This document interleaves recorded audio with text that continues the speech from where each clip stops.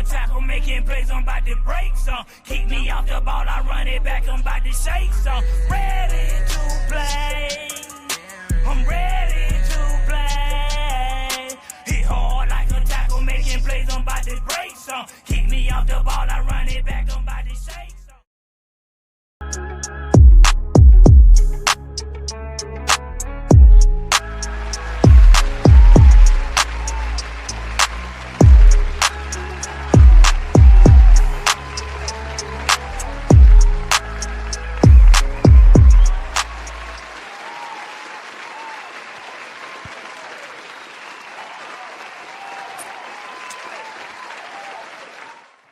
What's going on, everybody? Good morning, good morning, good morning, good morning. Welcome to the Coach Smook call-in show, y'all. It's the Coach Smook call-in show. Listen, we got the call-in show today, but we got our pregame kickoff show this morning too, man. We got to get the pregame, all the pregame, what they call it. What's the word I'm looking for? The pregame, what's the word? Your pregame, like your daily schedule. I forget the word. It's a big word. I was trying to come in with the big words today, but they're not rolling right now. They're not rolling. And one reason why is because I ain't had my coffee this morning. But we did get our workout in. We good. What's up, man? Everybody in the chat. Listen, we got a combination. We got a collab today. We got a special guest joining today. Oklahoma Sooner, diehard fan, analyst, team reporter, coverage insider, supporter, alumnus. I think my brother Jason is an alumnus of OU. So we got Jason coming on. Y'all are familiar with my brother. I mean, he ain't no special guest no more. He family. We got family pulling up on the show today. We collabing today for the network. So if you're over there on Hall of Fame on Jason's channel, shout out to y'all for pulling up this morning. We got a matchup this weekend between the two fan bases, two content creators. We got our own little chemistry. Me and Jason, we've done multiple podcast panels together. So this one gonna be a fun one. Y'all remember he was on a few weeks ago, just a random live. He popped in and we were doing some good content and we were waiting for this week. So can't wait, man. So welcome in everybody. Khalil Cooper, what's good? Zach, what's good? Kimberly, how you feeling, sis? Brett, what's good? Let me know if y'all can hear me good. I might be loud this morning. I'm feeling hype. It's Friday. The weather is cool. The weather is, we're finally in fall, borderline winter, the way it felt this morning. What's good, MJ? How you feeling this morning? Greg is in the chat this morning. Rich B is out there this morning. Lisa, how you feeling? Scott is over there on Jason's channel. What's up, Scott? Roll Tide. Look, Roll Tide, Scott. I know y'all soon is going to pull up with the masses. Jason will be here soon. I'm just doing the intro to the show. And we're going to hang out with Jason for about an hour, and then we're going to go our separate ways, and then we're going to open the phone lines up. Oh, we might have the phone lines. You know what? Sooner fans over on Jason's side, I want y'all to give me some feedback, and because we're doing this to kind of combine the channels and get our fan bases interacting, because the offseason is going to be full of content collabs, and we want y'all to get to know each other. AAA is bigger than Coach Smook Network. AAA is bigger than Hall of Fame Jason. AAA is everybody. We authentic above all. We the real fans out here. I know. I've been seeing some Oklahoma Fairweather fans too. I got a little Fairweather fan report. As a matter of fact, if my mods are up and active, find those Oklahoma tweets and put them in the moderator chat before the end of the stream for me, please. What's up, Gary? Turned up. Hey, and you know what? Before we even get good into the show, man, I got to make sure I do this full roll call. Rich B, what's good, man? Already jumping in with his long paragraph statements. What's up, my boy? He been ready, man. That's what happened when you don't show up to the show every day. You get all these pent up comments and stuff that you want to put out there, and you can't even get past the intro or the roll call before you start trying to spit out stuff. Save it for the show, Rich. We might need to see it later. What's up, Kimberly? How you feeling? All as soon as y'all pull up, man, don't be scared to talk. Don't be scared to chat. We got festivities this morning, baby. But yeah, on the show today, on the show, we got the lineup at the bottom of the screen. You can see the lineup, the timeline. We're gonna try to stick to that as close as possible and get into this whole show, man. But because we are collabing today, I won't do the infomercials, but if you do see any ads on either side, myself or Jason's side, please do not skip them. It helps the channel grow. It helps both channels grow. It's ad revenue share. The more opportunities we get to advertise on our channel for products and different services, the more our channel gets to grow and the more our channels grow. And I know that's what each and every one of you that's showing up to support both channels want to see happen. You want to see both of these channels grow that you're supporting. So allow those channels to grow by naturally watching those ads as they come along. And I say that because I've been studying, and it should be coming up here in about 15 seconds if it hasn't already started. But if you're still here, we're going to be jumping into the conversation today. We're talking about the college football lineup for this weekend. We're talking about Alabama OU matchup. Myself and Jason, we're going to give y'all some predictions, some things to look out for. You know, some things that some Alabama fans may be overlooking, and some things some OU fans may be overlooking.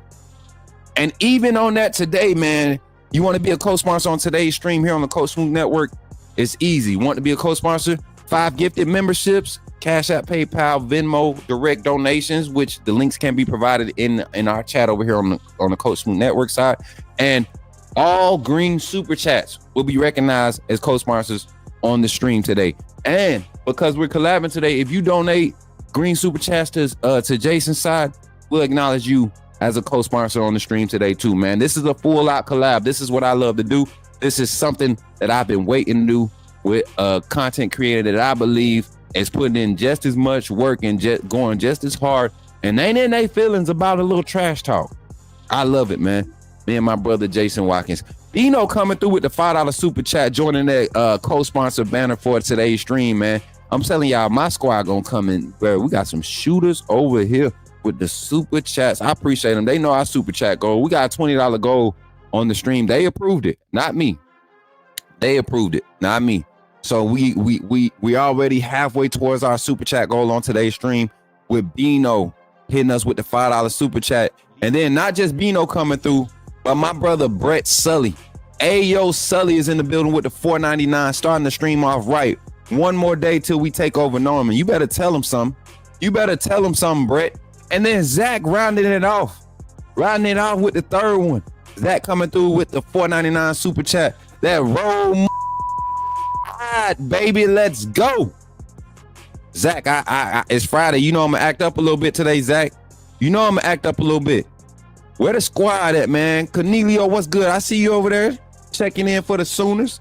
I want my Sooners to check in. Y'all need to go ahead and check in, Sooners. There you go. There go my boy Steven.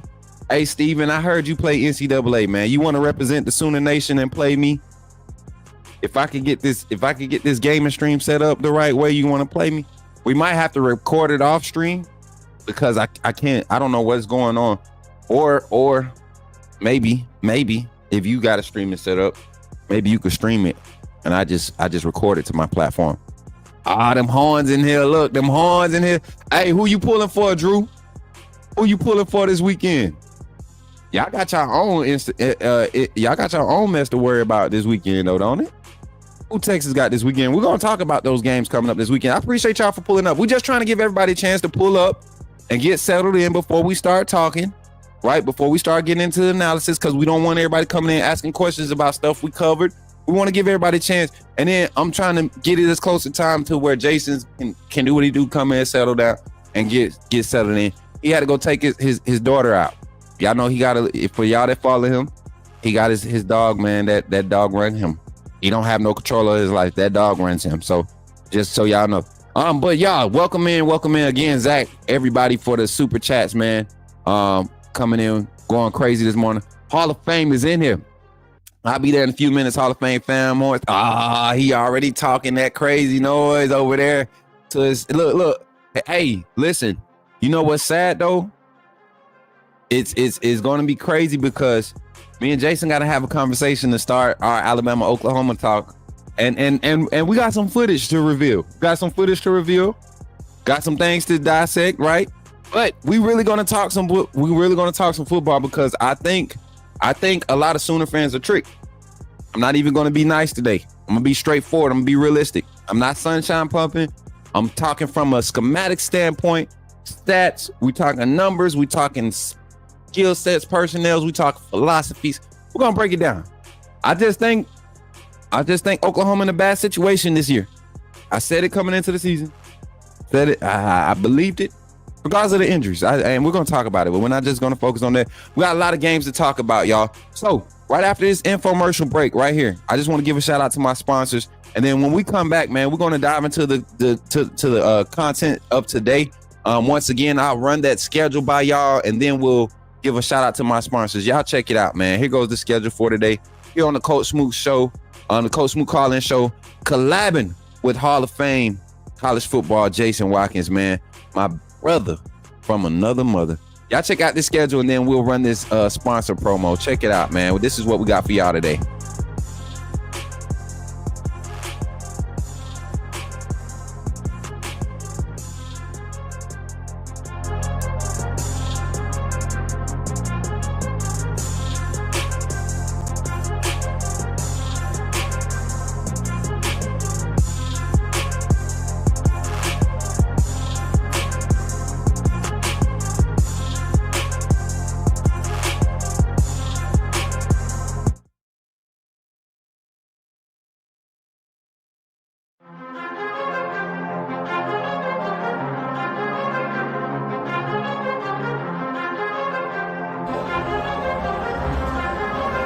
Leandre Gotha-Tejus.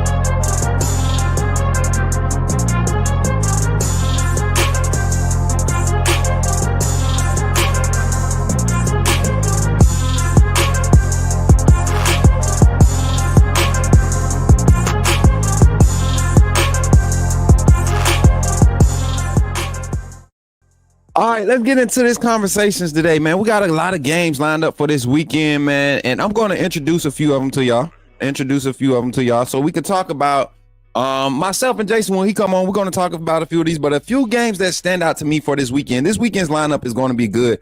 I think a lot of people are getting a week to really settle in for that final regular season game rivalry week.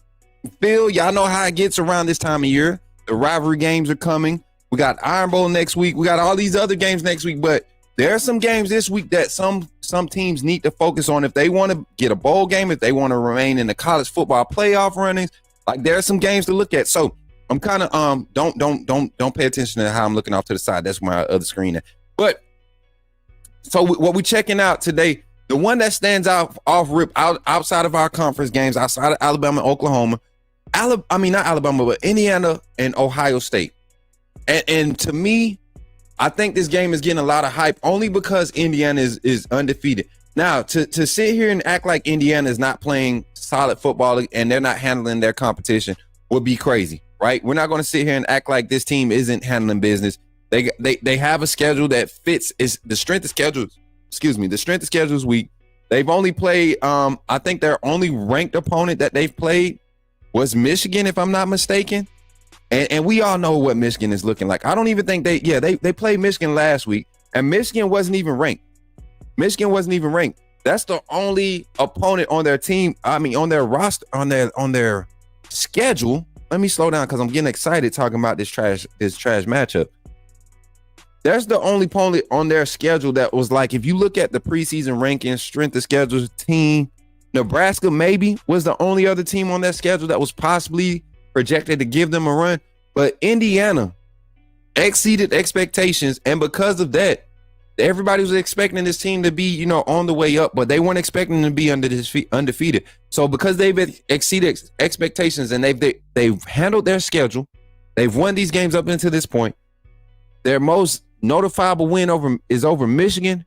They have to win against Ohio State tomorrow. And if Ohio State loses to an undefeated Indiana team with that weak strength of schedule after only beating Michigan by 5 points, I think Ohio State needs to be punished. I really do. I don't think Ohio State stays in the top 10. I think you put them at 11 for losing to India, because you're already punishing Indiana for being undefeated in the same conference. You're already punishing Indiana for being undefeated in the same conference. So the committee now, because we've gotten to this point, now they're putting themselves in the pinnacle. This game is perfect. This allows them to really set the tone for the final playoff rankings. That's what I look at when I see this game right here. I honestly have Ohio State running away with it. I don't believe Indiana is going to. I think Indiana's a good team. Indiana is a second tier, third tier team this season. Indiana is the Tennessee. They're the Tennessee of the Big Ten, right? They're the Tennessee of the Big Ten. Like Tennessee, Ole Miss, those teams who are right there. They're like boom. They're winning. They're looking good. They're trending up. And then they lose the big ones against the they're the early phase version of those teams. So that's going to be an intriguing matchup. Looking at the numbers, man, you look at Ohio State, the defense, man. I mean, the Ohio State defense is what's going to really separate this game, honestly, in my eyes. So we'll talk about that one once Jason comes on. But then another game I want to look at, man, Ole Miss in Florida. This is a good game because Florida is starting to look like a team now that DJ Lagway is starting to like get in the feel. I really feel like DJ Lagway. What's up, JB? Welcome in this morning. Good morning. Headed into work, my boy. The hot garbage master. Facts. You low key hope Indiana win. Hey, I know exactly why too. And that's the only thought I had. That I'm gonna say it because I don't care. Y'all know I don't care. I'm authentic. I hope Indiana wins, so the confused fan in our fan base can feel just that much more confused. That's why I would love for that to happen. I would love to see what type of energy follows that up. I would love to see that. I just want to see what it feels like. I know I've never done it. I've never cheered for two Blue Bloods. I've never cheered like in the same day, like be like, go, like really been screaming and emotionally involved for two teams and compete on the same level that traditionally don't get along when they see each other. The only reason, JB, I knew you was gonna feel me on that one. Oh yes, right, Brandon. I'm with that too. I would love for this Cinderella story for Indiana to continue, but my coaching eyes, my football eyes say Ohio State just has too much. Ohio State has too much, and it's going to be showcased. It's going to be showcased in this game. So, diving into it.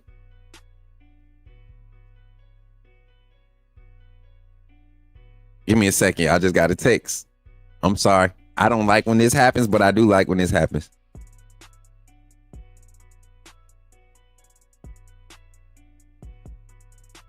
Okay. All right. I'm on standby. 2:00. So we got to make sure we do this. Yo, what's good, JC? You ready? All right, y'all. Without further ado, coming to the stage, and let me change my background real quick, since we really supposed to be in Norman right now, but I'm gonna change my background since we about to go.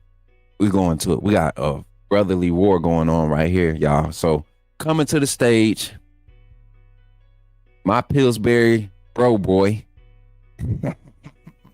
Jason freaking Watkins, man. Let me get my brother on the stage, man. What's up, bro?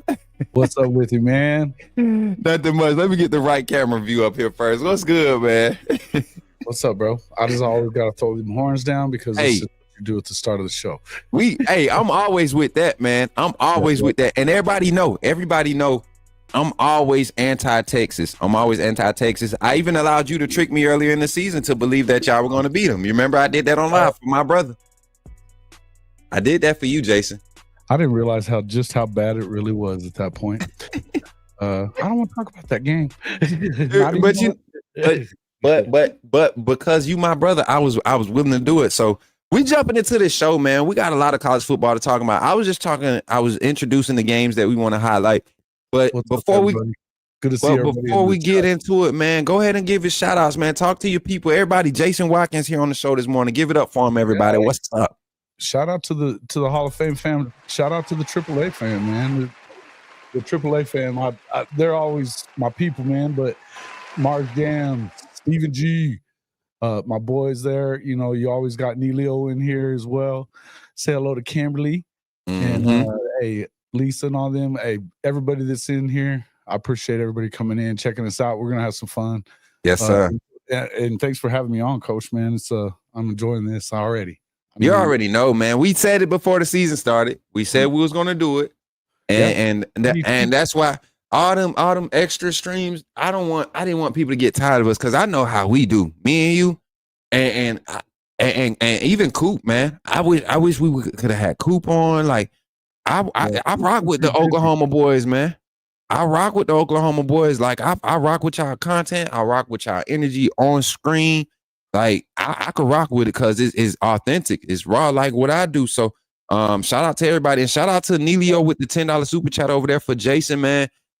Here's to a great show on a Friday morning. Appreciate that. Appreciate you supporting the content creators, man. This ain't easy work. I know y'all think we just get on this camera and talk, but nah, it's some effort put in this thing. Y'all see the brands behind the heads. This ain't free. So y'all supporters definitely getting put to use, man. So y'all make sure y'all go check out both merch lineups. My bro lineup is fire, man. I don't know if you've been talking about it, but y'all check it, bro. This junk, I'm slick hating because my caps I got dad caps, and that cap right there, we're going for the trucker caps next. Don't steal my junk. Kind of trucker cap that we got. We got the old school, the puffy old school. I call him the pappy hat because that's what my kids used to call my pops. Yeah. And, it was the exact kind of hat he used to wear. It's just them hats that you would get from every company. You know what I mean? Every company that's giving out hats, it was always the same ones, same stuff. But hey, yeah. So it's been a lot of fun, man. It's getting some new stuff in there. We got stuff that says horns down on it. We got all kinds of different stuff in there. We got I'm glad everybody pushing their stuff, man.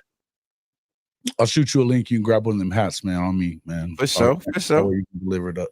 For sure. And I'm glad everybody pushing their stuff, man. Like I said, that's why I didn't want to stay in that box. I wanted to go ahead and start pushing the vision that I knew God had given me, and it's doing what it's doing, man. So I'm grateful, and I'm happy for you to be here this morning. Let's dive into the conversation. Everybody's here. They want to hear college football. They want to hear talk about this weekend. They want to hear college football playoff rankings, all of that. So I got the little back office set up, and we're just going to kind of flow through this, man. We got a schedule that we want to try to stick to, but you know how I do, man. I will lead that thing right where it is and keep on going with the vibe. So we're here at the 9:30 mark right here to open up the show. We on time. That's crazy. We're right here on time. So Jason, my first matchup, and this is one that I was almost got slipped in and talking about, but I think this is a sentiment that both of us share. Indiana, Ohio State. Neither one of these teams, I still don't believe either team is for real, but we're going to see who's for real for that conference. You get what I'm saying? So let's jump into that conversation. Let's do that. Yeah.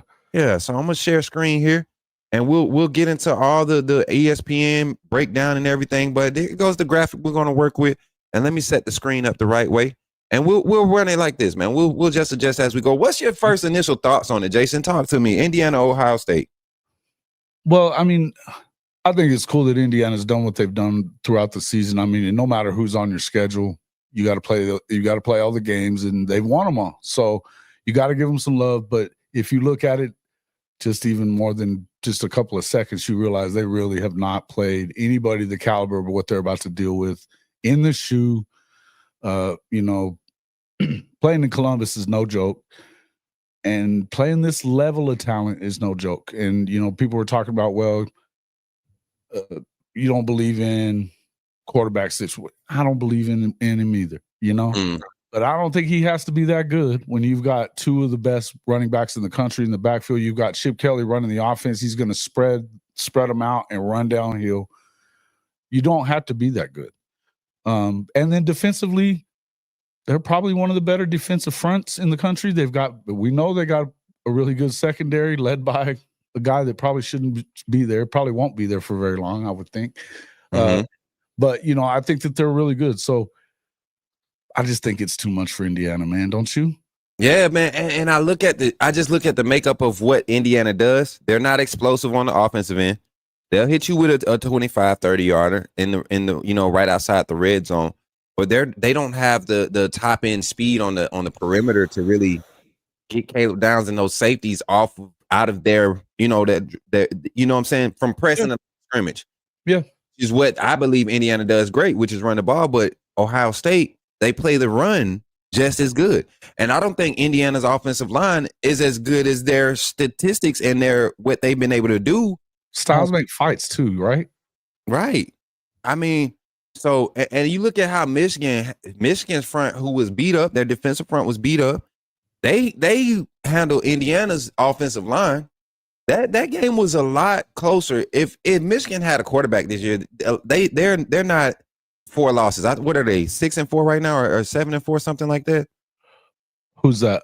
Michigan. Yeah, I think they're 6-5 or maybe 5-5, something like that. Something like that. Yeah, they haven't been good. I mean, but they beat them by 5 points. I mean, it wasn't right. Even, and if Michigan has a quarterback at any point in that game, that's a different game. So Michigan's 6-4 if they have a viable quarterback. So I just don't trust Indiana. But also, man, I've been watching Will Rogers, and he has so many weapons that you might get blinded by his discrepancies. Like all of the things, like he doesn't have the most accurate arm. He doesn't have the most strongest arm.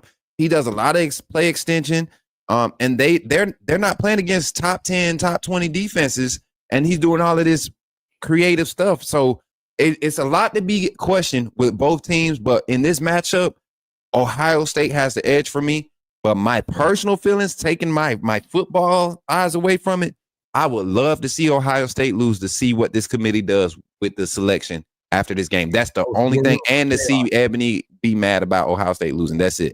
Little chaos. Yeah, just because I want to see how consistent, more than anything outside of the petty stuff, I want to see how consistent the committee's going to be when they start talking about strength of schedule, because you're saying Indiana's strength of schedule right now going into this week is not even top 25, top 30 right now. It's 106th in the country. Okay, so after they beat the number 2 team in the nation, does their strength of schedule still stay at 106, or does that strength of schedule stay now that or does it boost up because they beaten the number 2 team, right? Or even if they lose by 3, how do you punish them being at number 5? Do they drop to number 11? Do they drop out of the top 12? So that's what I'm interested to see. I would love for Indiana to win, but I'm gonna go with my gut, and I'm gonna call Ohio State on this one. And it's at home, right? Ohio State's at home. Yep. So it's in the horseshoe. Yeah, man. I'd like to see. I mean, I have no love for Ohio State. None. Zero. I can't stand their fans and say more things than anybody. I mean, that fan base. There's a lot of delusional fans out there in the world. Ohio State acts like they've been on a Bama run for the last 20 years. That's what they act like. And they do. But you want to know why? We've given them that freaking gloat magnet with that 2015 win, and that's all they're going to stick to, man. 2015 is going to ring in they ears. Daddy, though. Clemson is their daddy. What are we talking about? Facts. You know, like, come on. Yeah, I'm not with them. But so I would love to see that happen. I think Kurt Cignetti's done a great job at Indiana.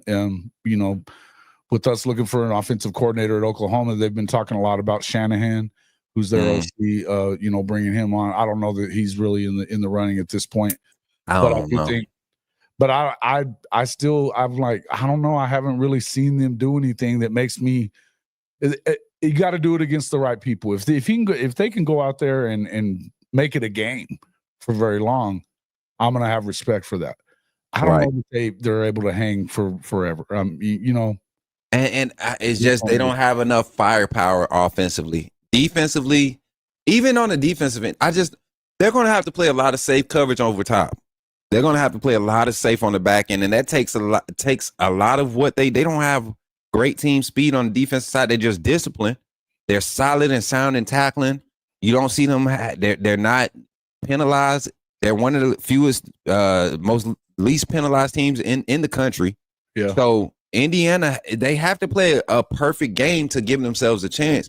I just don't know where I can't look at their stats and their production and see where they're going to find the points. Maybe a turnover because Will Howard is turnover prone, right? Yeah, you might catch Will Howard slipping this game. He's been playing great against lesser competition. Maybe he's got a overconfident and he gets 3 or 4 of those throws, and that's what makes the game. But other than that, I don't see it. I don't see it happening. Howard for a long time at Kansas State, though. Exactly. He is what he is. And Neely will tell you, because he's our K-State dude. He'll tell you that when the lights get bright, he doesn't always show up. And so that would be, if there's a concern that you have for Ohio State. But again, I don't think they're going to put him in a position where he has to be winning the game for them. I think with Ryan Day not really calling plays, and it's more on Chip Kelly. Chip Kelly gets in his bag. Yes, it could get crazy, but he loves to run the football and he'll keep shoving it down your throat. Right? What's up there, Jimmy? What's up, Jimmy? I just think that overall they should come through this, and they should win by at least a couple of scores. But look, sometimes when you get on a roll, the other thing I would say is sometimes when you get on a roll, like we saw with TCU a couple of years ago, they believe in themselves, and there's some magic stuff that happens with teams like that when they come together, and you never know. They got to lose a game before they've lost one. So yeah, we'll give them that. But I think it happens this weekend. 100%, man. Moving on, man. Another one that's intriguing. I don't know if you can see it in the back office with the preview. I'm just and we didn't plan this, y'all. I told Jason I'm just now getting to a show schedule because my manager, shout out to my manager in the chat, told me that it's going to help us. But and it has. I really appreciate that feedback. But we got 48 on this side on YouTube. I need them likes to run up on the YouTube side, on both sides. We need those likes to run up. If you're just jumping in, go and run the likes up on my brother's stream right there on Hall of Fame, Jason, Hall of Fame coaches, right? And what's the official name? It's at HOF-CFB. HOF.CFB.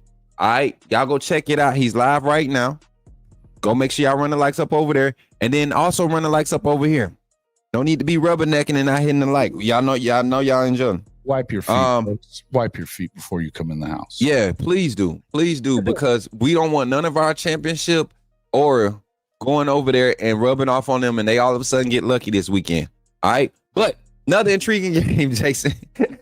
Another intriguing game I think we need to pay attention to, because not so much as what it does for college football playoff, but I feel like this team is the team in this conference, and I'm talking about SMU and Virginia. Mm-hmm. When I look at this game, it's not because Virginia is good, but Virginia has played some top end their conference. The top end of their conference, they played those teams very close. They show up for Clemson. They show up for Miami. They show up for all the top end. Duke. They show up for these teams. Now, this season, let's go to look at that schedule. And I'm bringing them up for. I want y'all to look at Virginia's games. Nobody's just running away with it with Virginia.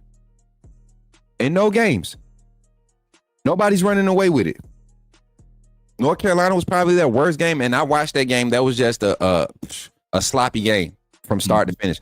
But all of their losses, nobody's running away with it. Notre Dame, they took that game from Virginia.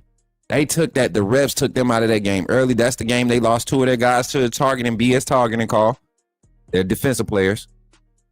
So this Virginia SMU game, if SMU can handle Virginia and then go in and then continue to, I mean, if SMU handles Virginia this weekend, I think they need to be moved in front of Boise State.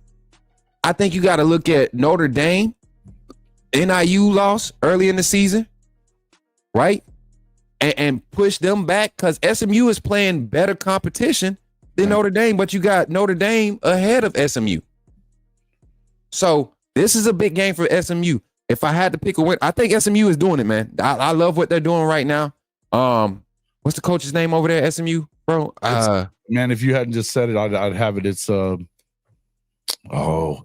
he used to coach with Malzahn for a long time. I don't want to say Dillingham, but that's his energy. Yeah. He gives me Dillingham energy though with the play calling. That's why he's really good, man. He's done a great Lashley, Brett Lashley. Thank you. Yeah, G. And so he's really good. He's really good, and they've done They've done the thing other than the BYU game where they kind of gagged that one away. But that's kind of where I'm at on some of this too, is that, there's a lot. This CFB bracket is weird, man. The way that you're seeing that these guys are voting, where they're headed, it kind of gets you an idea of where their head's at right now. And the fact that they've got a Mountain West team in the 4 spot. Listen, I love what they're doing there, and good for them that they hung with Oregon at the first. It's fun, but come on, let's be serious, man. Even if you did win that game, and they didn't, even if you did, it's one thing to win one game against somebody like that. But going through, you win in Mountain West games, it ain't the same thing. It ain't the same thing. Even if they were to put, had they have done that, and I mean, if they're undefeated, I get it. But if you're going to put them in, and I'll give love to the Big 12 on this one. The Big 12 isn't what it was, but there's a lot of teams that are very similar in the Big 12. And I can guarantee you that Boise State would not be running through the Big 12 winning every damn game. They wouldn't. You know what? And the same can be said for Notre Dame, bro. I don't know about that one. When we get to the Notre Dame talk, I'm telling you, there are some things I see with Notre Dame, and I watched their last 3 games. And this is a team, man. They play so slow. I just imagine them against Vanderbilt. Like let's just talk about a hot SEC team right now. Vanderbilt. You throw Vanderbilt against Notre Dame right now. I think Vanderbilt beats Notre Dame by. I'll give you 14 points with Notre Dame and take and Vandy. Bro, that defense is one of the best defenses in the country. What team speed has that defense seen? What team speed has that defense seen? Who? They owned Texas A&M in that game earlier in the season. They did. They owned the game. What was that? Week 1? Week 2? I'm telling you though, it's week 1. But I'm telling you, that's like saying defense the same way. Listen though, you got to think about it. You're talking about SEC speed, which of everything that A&M and even whatever they became later. I'll grant you that they weren't the same football team as they got to be later on. They're still learning their new coach. Dang, I just broke these glasses right out. They had still getting used to their coach or whatever, right? I'll give you that one. But I'll tell you this much. That's the team that we know they've recruited well. We know they've recruited well. They've got dudes all over the field. They're going to beat Texas next week. I can guarantee you Texas A&M is going to beat Texas next week. That's going to be how it is. But and Notre Dame, the one thing about them, they've been bad offensively has been their problem. It hasn't been a defensive. They should have beaten Ohio State last year.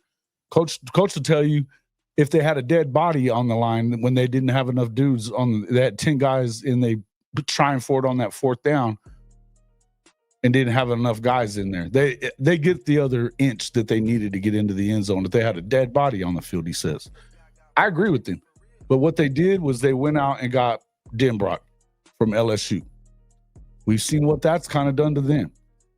He's finally, and Riley Leonard looks a hell of a lot better than he did. That NIU loss is going to be what it is. But I think that he wasn't throwing the ball well then. They've gotten him doing it well now. He's playing really well. They've got good receivers. They're still running the football like crazy. They're going to be a tough out for anybody. And you're probably going to get them at home in South Bend for that first round playoff game because make no mistake, they made that 5 seed for them. And they're going to beat up on USC next week. They're going to beat up on Army this week. Army ain't got a shot there. They don't. Especially with the injuries they just had. They were on a nice little streak though. I watched them first. And this ain't triple option Army ball and Navy ball no more, y'all. If y'all haven't watched Army, Navy, Air Force play in the past 2 or 3 years, you're missing out on some quality football because they boogered up Navy though, and Navy was looking good at coming to that point. They made them look really bad. Yeah, but I'm just saying there's a difference between those guys and 100%. About Boise State too. I can't believe where they're headed with that on the CFP. That they really got love for these guys. I think I'm more so upset about Boise State than Notre Dame because at least Notre Dame. They mingle in some conferences. Boise State, they're out there in the Mountain West. Your strength of schedule is literally at the bottom. Like, what are we proving with your one loss to Oregon? I mean, yes, a close loss, but you lose Ashton Gentry, 75% of your freaking production on offense. You're in the same situation Florida State was last year. Do we see that? I'd say the same for Miami. What does Miami have after Cam Ward at the quarterback position? Do they have enough to compete? Because you see what it takes for him to keep that to had them at their undefeated streak. They weren't blowing teams out. They were winning by the refs. And Miami, I think their referee fund probably done ran out. It finally ran out 2 weeks ago, and that's why they took that L. But another game, and that was another game I was going to say is a tricky one. What does Cam Ward in Miami do against Wake Forest this week to rebound? Right, not really the same as they've been the last few years, though. Right? I don't think. Right. But here's the one thing. It's the time of the year, though, right? Yeah, and this is the one thing about Mario Cristobal is he could lay an egg at any time. Anytime. That's what I'm saying. This is that time of year. This is Cristobal's time of year for him to do what he do. Well, it feels like, though, the fact that they did it against Georgia Tech again. Well, Georgia Tech is actually solid. Georgia Tech was solid last year, too. But they still shouldn't have won the game. Come on, man. Georgia Tech was solid, bro. Come on. I like him, but wait. Last year, though, the only reason Georgia Tech won is because he didn't take a knee. True. But this year, Haynes King was just on one, bro. And this is Haynes too. They've done a good job there at Georgia Tech for what they are. All right, so check this out, Jason. Do you think Texas A&M is in the same position this year with the development with Haynes King still there? Hot question, because we said we and for everybody that's in here that's waiting for us to talk about Alabama OU, we got plenty of energy for that, but we got some good college talk that we can be talking about. Haynes King was at A&M, remember? Yeah. Oh, yeah. Do you think A&M is in the same with how they've recruited and NIL, how it's changed? Because he left right after NIL. You remember all that transition? Sure. Like, do you think, because they were trending up in recruiting already and everything? Yeah, listen, I like his game. I look at what they try to get out of Connor, and I think Haynes could have. I think he's kind of mid, but I think he can. He's what you like about him is he's not really afraid. He'll go in there and kind of play hard, and he's competitive. You know what I mean? He's one of those guys that's competitive. I don't look at Haynes King as like that guy. Okay. I think that the biggest thing, he probably got more development after he left because we know Jimbo wasn't getting it done. Like, oh my God, I tell you, it's some stories I heard about playing under Jimbo. Oh my Lord. As a quarterback, come on, man, it's hard to believe that some of these great names have this, like some of those narratives attached to them. And I couldn't imagine. I don't care how great of a coach you've been historically. I couldn't imagine letting my son go and play for you and letting my son call me and talk about the conversations and the things you're saying to him. Nothing related to football. And you, what? And Jimbo would have. Look, I don't even have a problem with anybody smoking weed or doing anything like. But when you're doing it in the locker room, you're getting it. It's so crazy that you're doing it in a visiting locker room at South Carolina. Come on, bro. And just tried it, and then in South Carolina at that point, like you didn't even do it. It wasn't even at home. You did that in South Carolina. That was wild to me. But Jimbo was. He's that man. He did. He good for him. He had him talked into that they were going to hire him at LSU, and got his money. Walks away. They paid him $80 million to not coach anymore. Not coach anymore. Well, I would have took that in a heartbeat. They didn't lose everybody, man. They didn't. And Mike Elko is a real deal coach. It's a little scary what he's doing after with the aftermath. Yes, man, because they're not afraid to spend the money. They have it with Texas, especially with Texas now in the league, and they didn't want Texas or OU in the league. Believe that. But it's that little brother thing. But Elko doesn't. He doesn't work like little brother. That's not the way he is. The rest of them have always had that inferiority complex, just like you guys with Auburn and us with Oklahoma State. That inferiority complex thing is real, right? It's a real thing. But that's not how he operates. He's not afraid. And I'm telling you another thing. Marcel Reed gets going, you're in trouble because the kid can fly. He could throw it a little bit. I like their scheme. I think that that Klein's done a really good job as coordinator there as well. Yep. you know that was a Bama target. You know, he was a Bama target, not this past season after Saban retired, but the year when we had signed Tommy Reese, Klein was definitely a Bama target and was very close. But his thing was he wants control of his offense, and we know Saban ain't trying to do it. Well, we saw Elko in that first game when they were losing, and he kept going back to the pass. Elko was yelling, "Run the effing football!" Yep. You could see it on the sidelines, and once he kind of got his rhythm, and with what he was doing with Elko, they've been good, man. They've been good. Hey, he said, "Keep your hands off Colin." Nah, we coming for him because we know DeBoer ain't staying long. We know we got maybe 4 or 5 years with DeBoer before somebody start picking, and they might try to come get Shep from us. I've been hearing Shep's name in a lot of houses, man. Coach Jamarcus Shepard. A lot of houses, a lot of young Power 5 schools are willing to gamble on this. It's a lot of coaches, man, especially OCs and DCs, coordinators that quality. And with the way that the game is changing, the turnover can be crazy. Oh yeah, and right now with the buyouts, what they are, I think you might end up seeing a run on coordinators this year. Facts. I think you're going to have to because some of the guys that probably should get fired aren't going to get fired, like Billy Napier. You know? Right, but I got that game on the lineup too. We're gonna talk about that Ole Miss Florida game. Wake Forest and Miami. I'm running with Miami. I think they rebound. I think Cam Ward does enough. If he as long as Cam Ward don't get hurt, Miami wins out. They lose to SMU in the ACC championship. Ooh. Yeah, I can't disagree with you because Mario hadn't shown me anything. You know, I like Cam. I think that Cam is.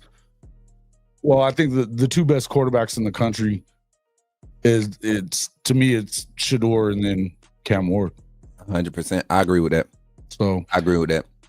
And everybody know all my Bama folks know I love Jalen, but best quarterbacks in the country. Too, man. Yes, of course. I love him. I think he's a great player. Cam is different, bro. Yeah, and as far as polish is concerned, both of those guys. They're skilled passers. They're skilled, and like Shador didn't even really run that much. He can, but he doesn't. He sticks with the pocket. This is a guy that even with 55 sacks last year, he still had 27 and 3. Yep. He was still putting up numbers and he was getting his ass kicked all year. This year they've kept him upright a little bit. Now, of course, it's the Big 12. It's a little different deal. But for all those people that were saying 4 wins at the start of the season, he's already doubled that. They're probably good. And to me, this is going to be their tough game, this Kansas game this weekend. What do you think about that one? Ask you about that one. Yeah. Mm-hmm. I really like it. And I like it. And turned it on. As a matter of fact, let me pull that one up for next. You talking about the Colorado game this weekend, right? Colorado, Kansas, yeah. And see, a lot of people are going to get. I'm gonna have a take on it. What's your thoughts? I'm gonna go ahead and get mine. Let me do mine first. Go for it. I think Colorado's gonna blow Kansas out. I know Kansas came in, got the upset last week. I think Colorado's really on a legit upward trend right now, man. And this is something like I'm looking at that trench play. It's always been the trenches since Prime took over. It's always been the trenches where they've had the disadvantage. It was mostly the offensive line and lack of depth on the defensive side. Yeah. You look at what they did on both sides, a bunch of unproven talent. They went in the portal and got a bunch of unproven talent this year. I'm talking about stacks of it. They didn't just go and get big names. They got stacks of unproven talent, guys that were 4 stars, 5 stars before, been sitting on rosters for 2 years, ain't developing or ain't coachable. And now they coming into this culture and he's pulling this character out of them. And they're putting it on the field. I'm seeing the team get better every week. So I don't think this is a close game for Kansas. I don't think with the way that the secondary at Colorado play and the way that the wide receiver group, that Kansas is going to have to account for that. And once you do that, That running back at Colorado, I forget the young man's name, but that lateral perimeter speed he has and stick his foot in the ground, get up, man. It's a lot of speed to deal with for Kansas, and they're going to have to do it. And Jalen Daniels, his arm, his inaccuracy against Travis Hunter in that secondary. Okay, I'm with you, kind of. But here's what you got to look at. Since after that UNLV game, they beat West Virginia, but then they lost to TCU, and then they lost to Arizona State. So since then, though, and that was their 6th loss. Since then, they've beaten Houston badly. They all but beat Kansas State, and that never happens. But it was 29-27 was the final there. Then they turn around, they beat an undefeated Iowa State team that I really like. I called that game. I called Kansas to beat them, though. Iowa State's offense isn't great, but it's gotten way better since last year. That's what has kept him over the hump up until this point. A lot, yeah. I think he's a good player, but nobody really saw that one coming, I guess, except for you. But I'll tell you this: they went out and won a hard-fought game with BYU last week. And that one was in Provo, bro. Provo. That's one of the toughest places to play. One of the toughest places in the country to play. They go in there and get that win. Look, Jalen Daniels is that X factor guy I get it. Yeah, early in the year he was not making the right throws. And I would also tell you that I think a lot of that had to do with Kotelnicki leaving. Their coordinator. They were used to him. Yeah. They had a new coordinator, not Matt Wells. He's at Kansas State. They have a new coordinator there. I'm trying to remember what his name. Anyway, he struggled there. But I think Lance Leipold is also one of the best coaches in the country. If you know what Kansas has been, and you do, for them to turn that thing around in the short amount of time that they have, Lance Leipold is that dude, man. Look, he is. I think that Colorado wins because I think that they just have too much they just have too many weapons. And here's the thing. When you have 2 likely Heisman finalists, because I think that Shador's the best quarterback in the country. I think that Travis Hunter might be the best player. Ain't no might be.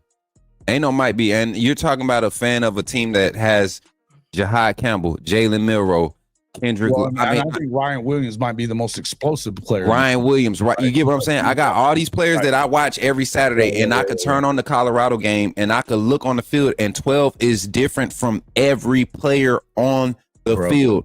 And you can turn on the field and watch 12 and think about everything you watched during college football that day. And every play you're waiting for 12 to make a play because you know he can do it. Like that's just who Travis on both sides, anytime he's on the field. Yeah. You can just throw him on the field and be like, okay, Travis Hunter's but he is the best player in college football right now. And that's the thing. So they still got Jimmy Horn Jr., who's played a fantastic couple of seasons over there, really. Weiss is, yeah, bro, they're lit up. And with Jordan Seaton kind of holding it down, even as a freshman, he's done a great job. And they went and got Phil Lodeholt was the assistant to Bill Bedenbaugh on the offensive line. He played for Bill Bedenbaugh. He had a good career in the NFL as well. They're loving what he's doing with the offensive line, and he's doing it with a bunch of mixed pieces. Look, this team is not, and you know what else they're doing? Quietly. They're not being as mouthy and doing all that stuff that they were doing last year. I mean, they're always going to do it with a little flash, but you're not hearing all the shit talking that you were last year. And craziness, right? Look, if I'm BYU, and I'm not positive that they finish this off and get in there. It looks like they're gonna, but I'm worried if CU gets in there with them.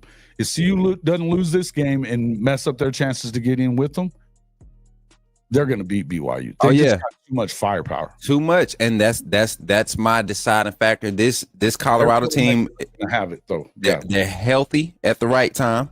Yeah, they're really clicking offensively. But I want you to pay attention to something else that Colorado's been doing.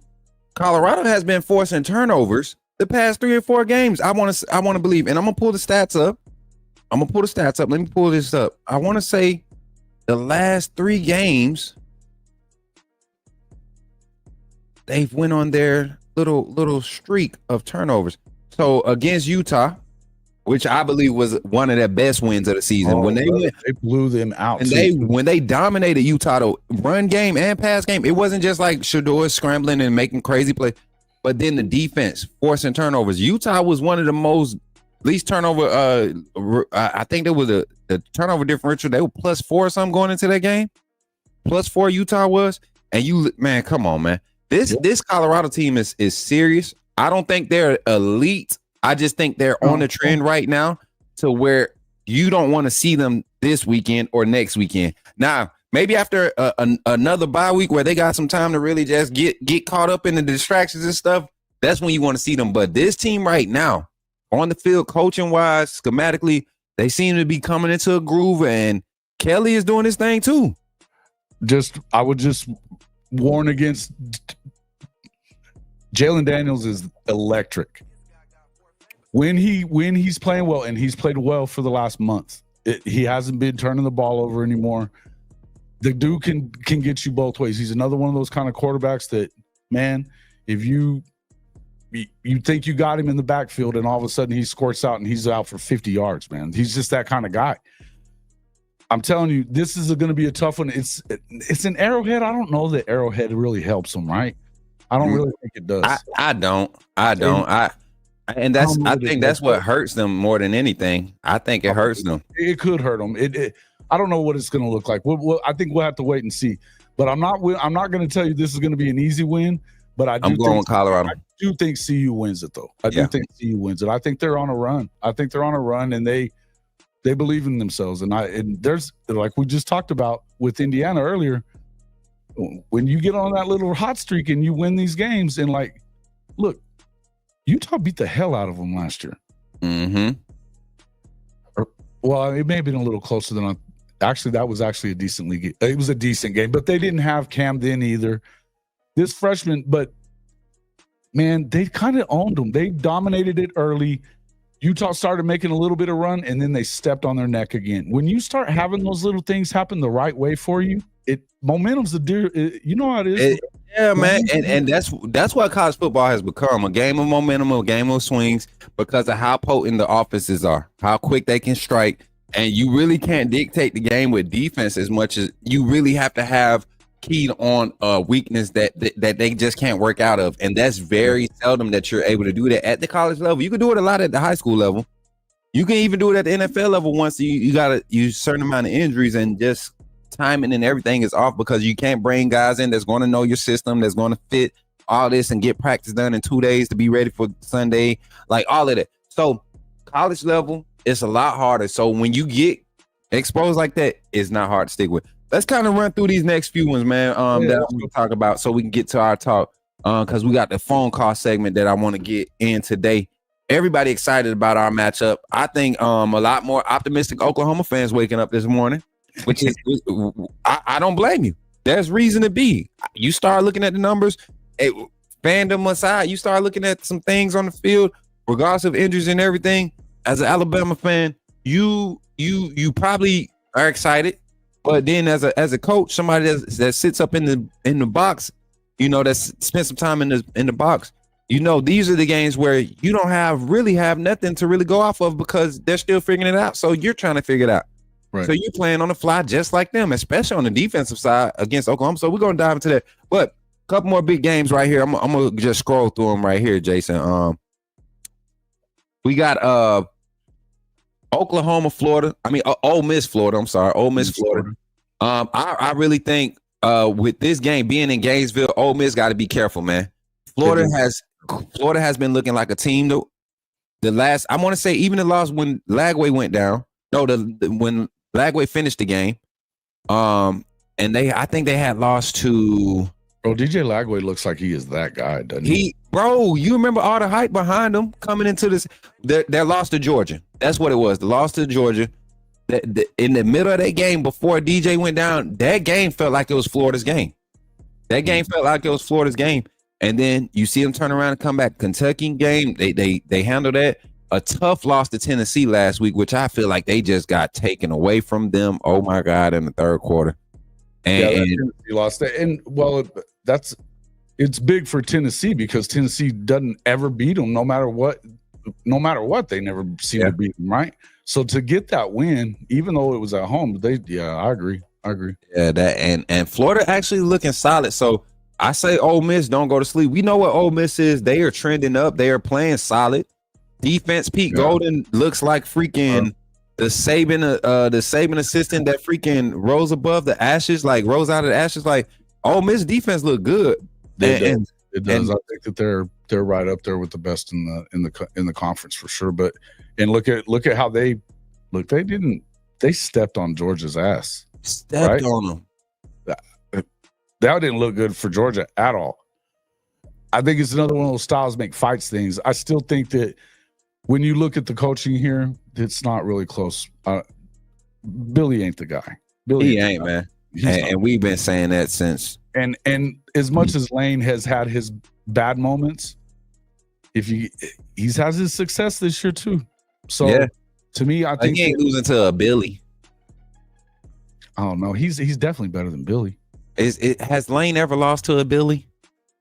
No. He loses to Kirby or Saban or somebody like that. Yeah, but Billy's style of coaching just don't even face Lane. You get what I'm saying? Like he don't even present I don't think Napier can present a play calling script that'll make Lane be like, all right, let me turn the page on him. You know what I'm saying? Yeah, like I feel like Lane coming out with just the pocket pistol. You know what I'm saying? He ain't even bringing out the AR or the shot. He just bringing out the pocket pistol.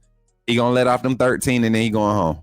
You know what was the crazy thing to me when that Georgia game, they ended up having to put in the backup for that series, and he went right down the field like it wasn't nothing. Austin Simmons, I believe the young man's name is. Yeah, Austin Simmons. That's his name. Stud. He is the next one. They calling the boy Tall Tua. That's what we Tall Tua. That's what we was calling him. They're down the barrel a few times because they sent some crazy blitzes at him. They he stood in there. Hey, the kid balled. He balled, man. I was like, son, protect yourself a little bit. You know, you could short arm some of those with a flick of the wrist. I mean, straight follow through. Yeah. I was like, okay, Tall Tua. Chat, how many of y'all? We haven't talked to the chat much. We've been looking at y'all, but we've been just. This is my brother, man. So when we on the screen together, it's like we get to catch up and be vibing. So we're trying to build it up for this. I'm trying to find the Oklahoma hate because I really can't. I can't. If RJ Young was on here, I'd be cussing. I'll be doing all of that. But it's my brother, so we gonna give it to y'all though, because it's some numbers and stuff that I know he's gonna argue, and I'm gonna shut that crap down. Hey, there's a lot of Oklahoma fans that do not love RJ anymore. Oh, I already know. For real. I already know. And he been real quiet. He been trying to outsource and be cordial to the other fan bases and give people props now. He been real apologetic. Oh, that's funny, man. Pocket pistol. Yes, sir. Listen, y'all better heard me when I said it. Jordan said T-move. Yeah, hey, Jordan is a fool, man. So if you ever get in the live game day chats, man, if y'all in the Discord, Jason's in the Discord. Y'all got to come to the live game day chats on Discord when we have them. When we're not live on YouTube doing a live watch party. Our game day threads are funny as crap, man. I'm actually going to do a montage just so I can get I get to cracking up when I get in there every day, pretty much every day. So if y'all aren't part of the Coach Smook Network Discord, we have the link available for you in the chat, man. Definitely join. It's not just for Bama fans. We got Georgia fans in there. We got Texas fans. We got Michigan fans. We got one Auburn fan, but he been quiet. He been silent all year. Chris, right? Got to be Chris. Nah. I don't even think you know him. I won't say his name because he kind of in the doghouse right now. So I ain't gonna do that to him. Okay. I ain't gonna do that to him. Okay. But because he been ghost. But I know he work. He got life going on, so I'm gonna leave him alone. But yeah, y'all check that out. Huh? I was just saying, what's up, BT? Oh yeah. Everybody in the chat, man. Everybody in the chat. Hey, what was the other game, man? I had another game lined up. Was it a SEC? I forget. It was one more game, bro, and I wanted your thoughts on because I feel like it. I wanted to ask you a question too. So yeah, go ahead. Yeah, ask it. Let's talk. Texas, Kentucky. That's the last one. I don't care to talk about Penn State because they not playing nobody. I don't think Arizona State catches BYU slipping after the loss they took last week. We caught Kansas, Colorado, South Carolina has Wolford. Both South Carolina and Clemson have kind of cupcake games.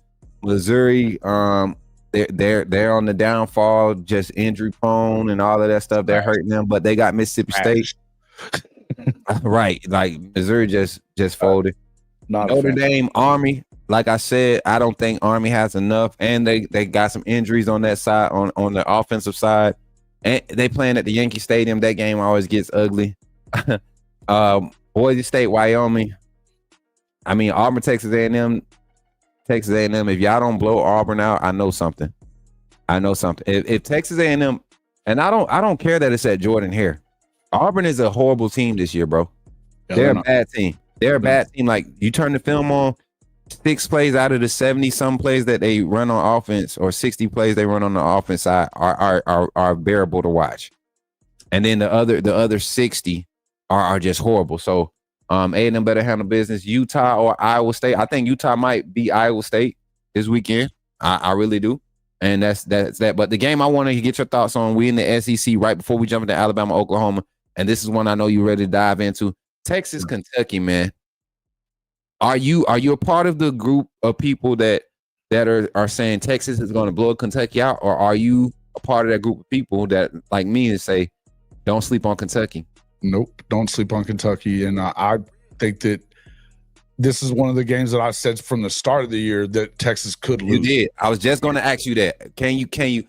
And I was going to give you your props, because at the beginning of the season, all I was vying on was Kentucky just having a solid run game, solid defensive front. Kentucky is a complete team. They just haven't been able to put it together every game. But the games where they do start off early and start quick, like they did against Georgia early in the season, where their defense can get a beat on you, don't let that offense catch wind. And Texas has allowed teams, the offenses, to catch wind. Look, and Benji, I just kicked you out for a reason. We're not listening to this today. I'm gonna give my side of this, and I don't care what you think. Benji, the Texas fan. Yeah. All right. So here's the deal with this. I think this was one of those games that I felt that way. And then I really felt that way. They have their moments that they don't look very good at all. But Kentucky's problem is offensively, right? They just not getting it going on the offensive side.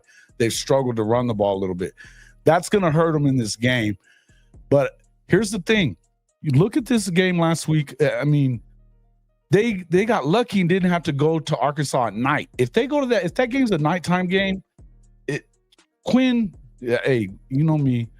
I call Quinn Ewers, pregame Prozac, man. He needs them. This is a dude that can fall apart. As much as I know everybody watched him do what he did against an Alabama team that wasn't the same Alabama team that we saw later in the year, or even the direct week after that. They don't beat that. They don't win that game at the end of the year for sure. Quinn is that guy that in the big moments, he seems to shrivel a little bit. This is why I really think they lose to A&M. I think there's a really good chance that Kentucky could win this game, just because of the fact that Quinn hadn't been great. And they're so hesitant to try to go to Arch or anything like that. You look at what happened, though. It was a 1-point win for Georgia, right, against Kentucky. So we know their defense is going to step up. And Georgia busted them up in Austin. I'm just saying they've played one team that's good, really, and they lost.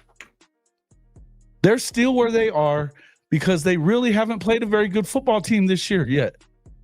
Vandy is what it is. If Vandy doesn't let them jump out ahead, they win that game.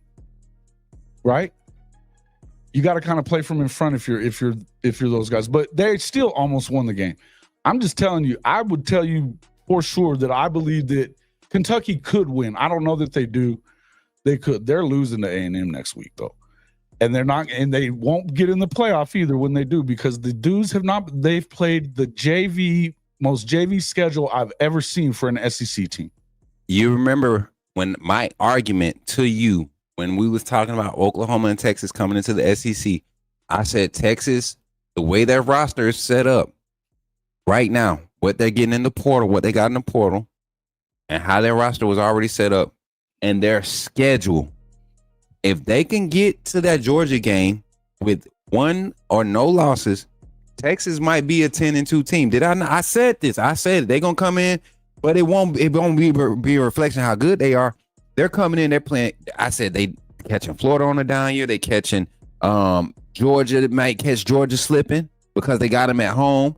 They catching OU in their actual setting year, trying to establish who they are. They're going to catch Mississippi State. I said they catching everybody. They don't have to see Alabama. They don't have to see Ole Miss. They don't have to see a tough LSU like night game. They don't have to go to Baton Rouge this season. They didn't have to go to freaking South Carolina, right? They didn't have to go to something like they skipped out on a lot. They didn't go to Athens. You know, they got to play. But now they got to end the season. They got to go to Kyle Field. But this game right here, playing Kentucky at home, a team, and we all know what Stoops does. Yep. In these games, he's gonna see how tough you are. He don't care to be flashy. He's gonna see how tough you are. And if Steve Sarkisian and this offense aren't able to get started fast, they're going to be in trouble. I'm not sure about the Kentucky lineups as far as injuries. Miles, can I get a Kentucky injury report in the chat, please? I mean, in the moderator chat on Discord, moderators. Let me see. That's going to be a huge. That's the huge deciding factor for me. There's 3 key players that I believe will be the difference for Kentucky being able to sit. They're 2 interior defensive linemen. If they're healthy, they're going to be solid on the defensive side. That's all they need. I don't think Texas has the advantage in the wide receiver core against Kentucky's secondary, especially the scheme that the style of defense that Kentucky's going to run. And I don't think Kentucky's going to try to prove that by going man a lot either in this game. They're going to force Quinn Ewers to freaking beat the zone blitz. He struggles with it. Yeah, and not just say this too, but in Benji's and they're 9-1. And they scored first. You had a 21-10 lead and nearly squandered it. Stop with that already. And here's one thing. They've played one real team. And it's not even as real as it's been. Georgia. And they beat the shit out of you in your own house. Stop acting like they're so good. BNG. So timeout. Stop it. BNG, I'm gonna pull up the schedules right now. I got Texas schedule up right now, and I want you to see how trash y'all schedule is. I'm just gonna start naming names. I'm gonna go through A&M schedule, and we ain't even gonna talk. We're not even gonna do this on a thing of like, all right, this is what they are now. Let's just think about these teams for what we know them before this season even started. If I pulled up a Texas A&M schedule and Texas schedule at the beginning of the season, I look at Texas schedule and I see week 1, and I'm going down the list: Colorado State, Michigan, UTSA, UL Monroe, Mississippi State. Let me start over. You got Colorado State at home. You play at Michigan. You got UTSA at home. You got UL Monroe at home. You play at Mississippi State. You play a neutral site rivalry game at Oklahoma against Oklahoma. You get Georgia at home. You get Vanderbilt. You go to Vanderbilt. You get Florida at home. You go to Arkansas. You get Kentucky at home, and then you got to play another rivalry game at A&M at A&M. That is a weak schedule. All your games that would prove that you were somebody, you had them at home. And the one that you needed to win to prove that you were really solid in the SEC against Georgia, a team that is not even the top dog in the SEC anymore.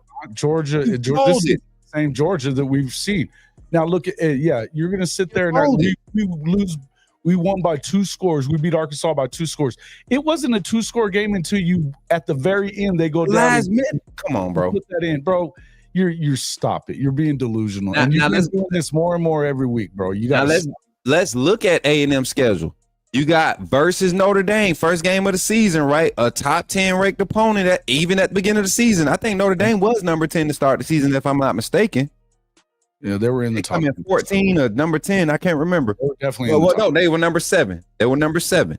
Mm-hmm. So you got Notre Dame, McNeese State. They go handle McNeese. They're at Florida for their first conference game at Florida. They didn't get Florida at home. They're at Florida. They get Bowling Green, another cupcake. Then they play Arkansas. Then they play Missouri. Then and they beat Arkansas same way y'all beat them. So Arkansas ain't no trash team. We're not gonna act like Arkansas wasn't a tough team. They beat them just like y'all did. Missouri, they go and kill Missouri. They go and handle Mississippi State. They throw in their third string in and give it up. Missouri. No, they didn't play Missouri. They played Mississippi State, and they struggled with Mississippi State for part of it too.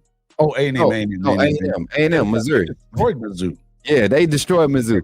But then they go and they win that big night game against LSU with the backup quarterback. That's when the season changed for A&M. When they found out that the backup quarterback was the difference, when they removed Connor Weigman, that's another thing. Y'all don't want to see. Okay, we don't even go. Then they go. South Carolina comes in and really everybody's seen South Carolina come. They have the best defensive line in the country. He said this at the beginning of the season. If South Carolina could find any type of an offense, watch out. Everybody in the SEC was talking about Shane Beamer and the South Carolina team. He's not a great coach. He's a great recruiter, though. And he's a very interpersonal coach. The player's going to play for him. Mm-hmm. When it comes to game management, though, he looks lost. And ain't nothing wrong with that sometimes, man. Sometimes you just got to accept who you are, man. Take a D coordinator job, get your best buddy in there and be a head coach, and you just do what you do best. You know what I'm saying? Yeah. Get that big paycheck. You get what I'm saying? Let's do what you do best. But then you talking about A&M schedule. They got South Carolina, another SEC power. Got New Mexico State. They handle that business. They got to finish at Auburn, and then they got y'all to end the season. So I'm just looking at the strength schedule. Them having to go to big spot. Y'all have had all your tough games at home, and the biggest one you had to handle, you dropped it against Georgia. Yeah. Thank you. I say thank you, though, Texas fans, because that helped us. You know, y'all losing to Georgia kept us in this. Well, they don't have a big win. They were hoping that Michigan was a big deal. Michigan is not a big deal. Michigan is not good. Let's just call it what it is. They're not good. And I got a question to ask you in a minute about that Underwood deal. But look, I'm just gonna say this. Hey, South Carolina, you better be glad that you didn't have to play South Carolina there, Benji. They'd have whipped your ass too. And you know what? I'm glad we got South Carolina when we did, because that was right around the time that game they were figuring it out as they were playing us. They lost by 2. If it wasn't for a terrible, terrible officiating, they beat the crap out of LSU. Mm-hmm. They were winning that game by 17 at one point. That's part of the problem with Beamer. But the other part was the quarterback goes down, and then they had some awful calls at the end of that game that went the wrong way on that. And everybody knows that. South Carolina, look, everybody's got to admit we were wrong about them. I didn't think they were going to be this good. I did. But nobody did. We knew they would have a defense. Everybody knew they would have a defense. Right. We just didn't think that they would be able to suffice or do anything on the offensive side. Are different. Lenore Sellers, man. Yeah. I like that young man, that quarterback. Lenore Sellers, the quarterback for South Carolina. He's a baller, man. And I think now that he's starting to gain some confidence in the system, it's going to be a different thing going forward. They're going to be able to track a few weapons in the portal. I want to tell you this thing. We could, instead of doing this against Texas A&M, let's talk about this of the differences between the schedules for Oklahoma and Texas, because this is when you know that the SEC, that Texas was doing what Texas does, trying to, work their way into. They're the brand. Everybody wants them to be able to do their thing. Look, where Oklahoma played Bama, and we played Bama, Tennessee, Mizzou, Ole Miss. The only top end team in this conference that we will not have played at the end of this season is going to be Georgia. Yeah, the rest of them they've played Florida, Vandy, Mississippi State instead of Ole Miss. They're not playing. Come on now. Come on. Talk about it, Jason. They didn't have to play Tennessee. They didn't have to play any of these really good teams. They played Georgia and OU. That's it. The rest Jason, of them. Not only that, but this was our argument against Georgia fans for the longest, being in the East. Y'all didn't have to see a night game LSU every season. Y'all didn't have to see. Even though I don't think Mizzou's very good, but Mizzou's got a good record. Right. We'll see what they, But look, in the end, they set up that schedule for them to get into the playoff because they wanted them to get in the playoff the first year. I still don't think it's going to happen. If they get in the playoffs, if they get in the playoffs, is because Alabama or Georgia gets in the SEC championship and loses and becomes a 3-loss SEC runner-up team. That's the only reason you have to keep Texas in, because they don't have a chance to get that 3rd loss. They had their 2nd loss, and you have to put them, because you kept them in front of the other SEC teams this whole time. You have to put them back in front of the guys that you know are deserving. So that's the only way to get in. But yeah, Texas, Kentucky. I got. You know what? I'm gonna go on a limb just because Benji is in here, and I don't like Texas. I'm going with Kentucky for the upset in Austin. I'm on camera. I don't care. I ain't got no dog in the fight. I don't like Benji's fandom right now. I don't like the fact that you're a Texas fan, Benji. He's being a delusional Texas fan right now, acting like that they're the elite team in the country, that they should be number 2. But they have not beat anybody worth saying you are that team. You know who else Texas ain't beat? Who Texas head coach ain't beat? Why you sitting here talking about you run the SEC? It's a coach over at Alabama that the Texas head coach is 0-2 against. Most recent suffering his last loss in the playoff to this coach. With a team with far less talent, must I might add, far less talent defensively, if we want to be specific. Hey, look at what Kentucky did to Ole Miss. And better than Texas, guys. Nobody's talking about the Ole Miss early season losses and who gave it to them. Kentucky has always they are still dealing with the same thing they've always traditionally dealt with. You're talking about confidence. Confidence. Yeah, it's a confidence thing with every quarterback they bring in. Mm-hmm. Every time, it's a confidence thing. Once they get a quarterback to believe in what Kentucky is doing, that you ain't got to throw the ball 800 times in the season to be successful. But when you throw it, we need you to be accurate, and we're gonna put you 2 weapons on the perimeter, because that's all they got. 2 weapons that they're gonna use, and then they go run the ball with 3 running backs, 4 running backs. They're gonna let their quarterback run the ball. They're going to lean on that big old offensive line. They're going to recruit big at the offensive line. They're going to move the ball on the ground. That's what Stoops going to do. Yeah. They're going to be physical. Kalen DeBoer owns them for sure, Jay. Oh, got that one right. 100%. He owns them. And so here's the deal. We don't have to stay on this. I'm going to go ahead. I'll pick Kentucky. I don't know that they win this game, but just because, Benji, I'm getting sick of you, I'll pick Kentucky too. I'm feeling it. And I guarantee you they lose the next one. They're not going to make the playoff because of it. They're not going to make the playoff because of it. For sure. So before we go into this next segment, this next segment, me and Jason got about 45 minutes left together, y'all. Before we go into this next segment, I'm gonna run this infomercial break. Give us a chance to refuel. Get some. You got your cup on the side, Jason. I'm gonna refill over here. I'm gonna hit you with one question before we go into the Alabama. Let's do that. All right. You want to do it now? Or after do it now. No, I was thinking about, obviously you saw that Bryce Underwood flipping to Michigan. That's going to have a lot of that has to do with money, right? Yeah. 10 to 12 million, somewhere in that area that they obviously gave him. But here's the thing. $8 million for 4 years. With the way that, I remember Matt Moscano talking about Alabama burning. But I got to say, Do you think if you hadn't seen what you saw at the end of last week when they lost to Florida of all teams, right? Then, which should never happen. And he went and BK was going crazy on one of his best players. When he's allowed it to get to that point, do you think if it wasn't for that loss last week and what happened that flip happens? I think that flip happened last week. Money was happening anyway. Yeah, I think that happened last week when it got announced, because I think they're showing BK like killing that kid on the sideline, right? Yeah. But even before then, I think that's why it was. You think Kelly's out of there? That's why I'm asking you. Do you think he gone? Because he keeps making all these stupid excuses, right? He still keeps. Brian Kelly's been a mystery to me since he's been in the SEC, bro. I can't even lie, because this ain't even Brian Kelly that we know. What did he say when he didn't get Dominic Williams? Oh, these kids want to be bought. We're not going to buy players. You buy women's basketball players. What do you mean? What do you?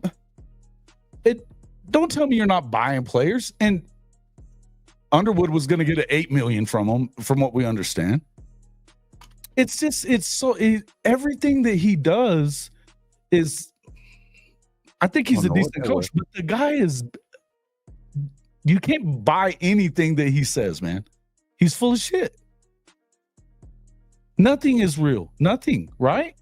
Man, it's Brian Kelly. I don't know.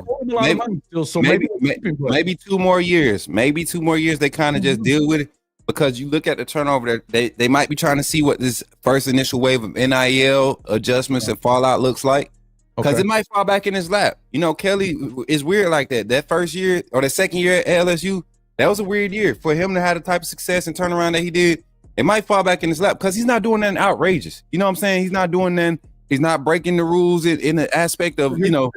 Well, I would say this, though. This is the reason. The real reason I'm asking is because, all right, he's over there killing that kid on the sideline, and they are terrible when it comes to having – they just don't have a lot of what's the word I'm looking for right now? Tact. Well, the kids, they don't have any discipline. There's no discipline on that team, right? You saw it in the USC game at the first of the year. No discipline. It's been undisciplined all the way through. And then now you're bitching at them? Now you're calling them uncoachable in front of God and everybody? Now? When you didn't fix this problem then? I mean... Don't be uncoachable. Are you effing kidding me? That junk was crazy. That was crazy. Uncoachable motherfucking him on national television. Look, it only takes. I've seen Saban go in, not to that. Even Kalen DeBoer getting on Rock Montgomery a few weeks ago. I have a problem with coaches being like that.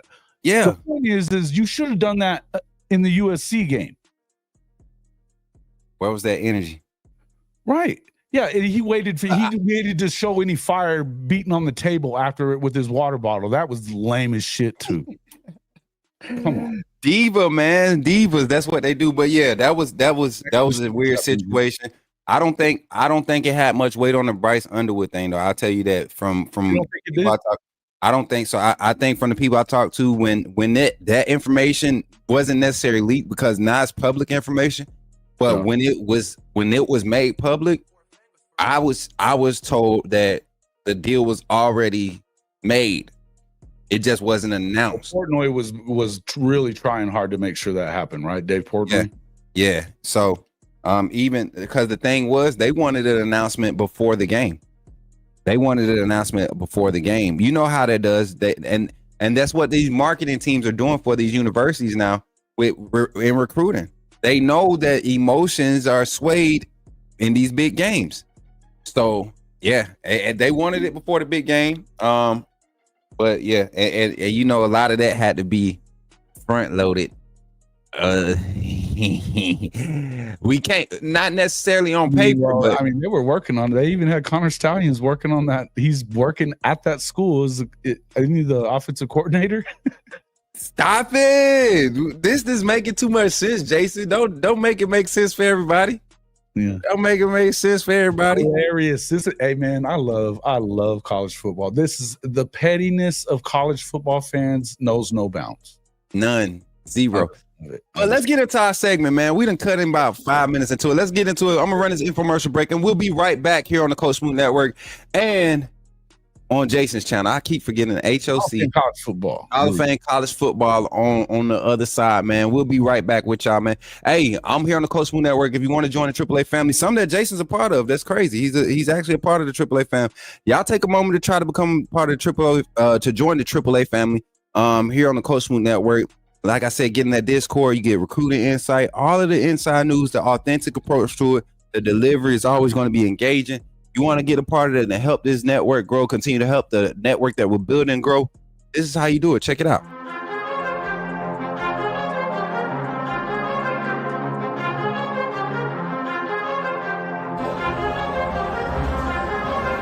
Leandre Gota Tejus.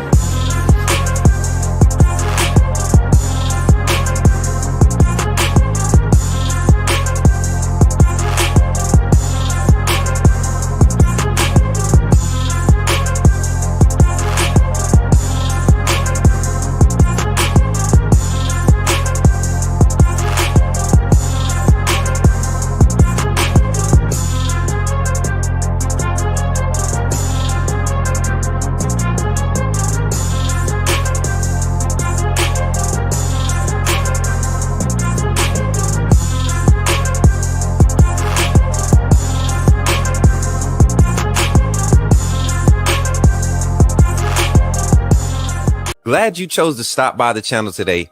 Just wanted to give you an opportunity to really become a part of this community here at the Coach Smook Network. We like to call ourselves the AAA family. The AAA stands for authenticity above all. We just want to give you an opportunity to become a part of this community because we're growing and we're doing something special here as a fan base, not just for Alabama, but the fan community as a whole. We're creating an environment where it's safe to be yourself, be authentic, and meet people who share the same passion you share, whether it's for the same team or not. You simply start by just clicking the link provided to you by one of the moderators in the chat, or it'll be pinned to the top of the chat. Click that link. It'll bring you to my homepage. When you get to my homepage, make sure you hit the notification button and turn on all notifications. And each level has its perks. You can go through and read each perk. As we continue to grow, new perks will be added to each level. One thing we would like to highlight that all AAA members are greatly appreciated. It does not go unnoticed that you have taken time and hard-earned money to support this channel. If you really want to get interactive with the community and find out what's going on, think about joining our Discord family. This is where you can get into all the fan talk of the community, and also there are networking opportunities. Please be mindful that there are rules and that we expect everyone to treat everyone with respect. Also, if you're looking to partner with Coach Smook Network or sponsor, please hit us up at coachsmooknetwork@gmail.com and our staff will get back to you in a timely manner. I'm your boy, Coach Smook of the Coach Smook Network, and I thank you for supporting this channel.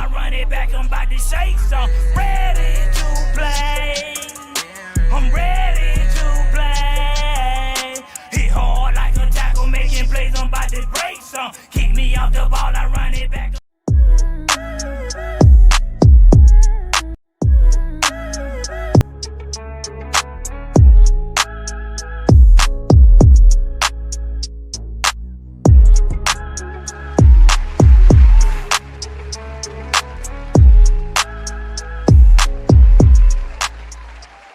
Yes, sir. Yes, sir. We're back. We're back. Hopefully y'all enjoying the show, man.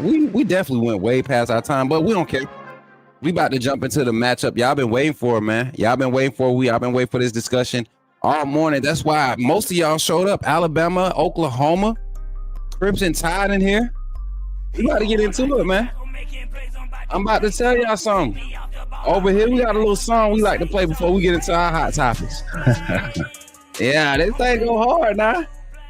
So you know, ready to play. We ready to play. So today, what you all showed up for, man, here, Alabama versus Oklahoma this weekend. Number 7, Alabama, playoff hopes on the line.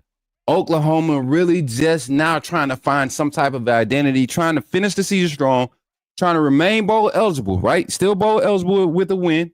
Hasn't shown up in the conference like they thought they would. This conference season has not shown up and come like they thought they would. We're going to dive into this matchup today, man. Break it down in numbers. First topic of discussion, man.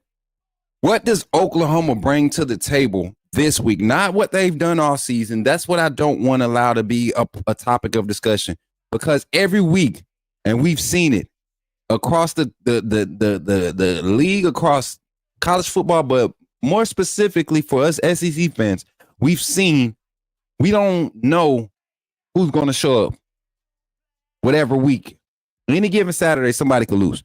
So, Jason, being from the Oklahoma fan base, talking for the Sooners today, what does Oklahoma do this weekend? And let's just start from a schematic standpoint. Start with the coaching staff. What does Oklahoma mentality, what do you see them having to do in order to achieve some type of success against Alabama? What do they have to do schematically? Well, they got to do what they've done the year really well, which is play good defense, especially against the run. Mm-hmm. You got to make sure that you keep Jalen Milroe in the backfield. He's got to beat you with his arm if you're Oklahoma. If you let him get out and get running and, you know, making explosive plays with his legs, he's going to kill you with his arm. Mm-hmm. Right? You got to try to make him one-dimensional. You got to keep him in the pocket and rush the pocket very well and just get him off his platform, man. I think that's what you have to do. You got to try to change his timing up, throw different things at him, which this is what Brent Venables does very well. Is he's gonna throw some things at Milroe that he's never seen. I think they'll have a really good game plan, especially having a couple of weeks coming in here. You know, you had a week off, so you got time to kind of look at it. I would just say that that's the only real chance you got, because in the end, the thing that scares me the most is the fact that Alabama's defense has gotten a lot better over the last month or so. And their offense is their offense. I mean, I think that they're really good anyway. But my deal is that I believe, look, why can Oklahoma make it hard on them? Because they're at home and there's pride on the line, right? This is a senior night for them. You've got Danny Stutzman's last game. You know, I think he's the best linebacker in the country. Billy Bowman's last game, Ethan Downs. There's pride there. It's Oklahoma. You know, they don't like to they're not going to lay down for anybody, especially in the Palace. So you got to come in and win the game there. Now, not saying it can't be done, because it has been done already this year, a couple times. I hate it that, you know, I don't feel like this is going to be a little bit more. In order to really solidify what this team is going to do, or what is going to be going forward identity-wise, what we've been able to build on the last 2 weeks or 3 weeks of actual gameplay, right? We have to start fast, and that doesn't mean a build-up. You have to come out with your best script and go ahead and knock Brent Venables and his defense in the mouth. Offensively, defensively, you got to dial up the pressure with two quarterbacks who are struggling tremendously. You have to trust your perimeter guys to really man up and be sound in their assignments on the back end. And then your linebacker play has to be so disciplined, because both quarterbacks, if you get them in open field and you miss a tackle, they can hurt you for some big yardage with their legs. But also the running backs, man. You got two running backs in that backfield that are hurting. The only thing that really hurts y'all right now is the inconsistency at the offensive line. So for that reason, if I'm Kane Womack, I'm dialing up the pressures, and I'm seeing how fluent and how cohesive this offensive line has been, you know, with all the changes that you have to go through this whole season. So from a schematic standpoint, I think those are two great opening statements for us to get ready to clip. So, boom. Anything else that you want to add on the back end of that before? Because I'm trying to get it to where when we clip is going to be fire. I feel like where they're, you know, they've had some injuries late in the year on the O-line, but you've actually seen the left side of that line kind of take shape with the younger guys that you're expecting to kind of step up. So I like where they are there, but I don't love I've been worried about what Kane Womack's been doing. He's been showing one thing and bringing another. And I think that the way that we've seen, the O-line is definitely better than it's been. But what we've seen from Alabama late on defense with the way that they're bringing pressure, I think is going to be a struggle for Oklahoma. I'd love to tell you that I believe that they can turn it around this week. You got to see it first, right? You just got to see it. But go ahead. Mm-hmm. Go ahead with what you're bringing up. Go ahead. All right, so next, we're going to, I mean, just schematically, for the advantage, I think we have the advantage. I think we have the more complete staff. You're talking about a offensive-minded head coach who's going to, I mean, to this point in his career, has shown immaculate game management skill sets, you know, being able to make adjustments on the fly.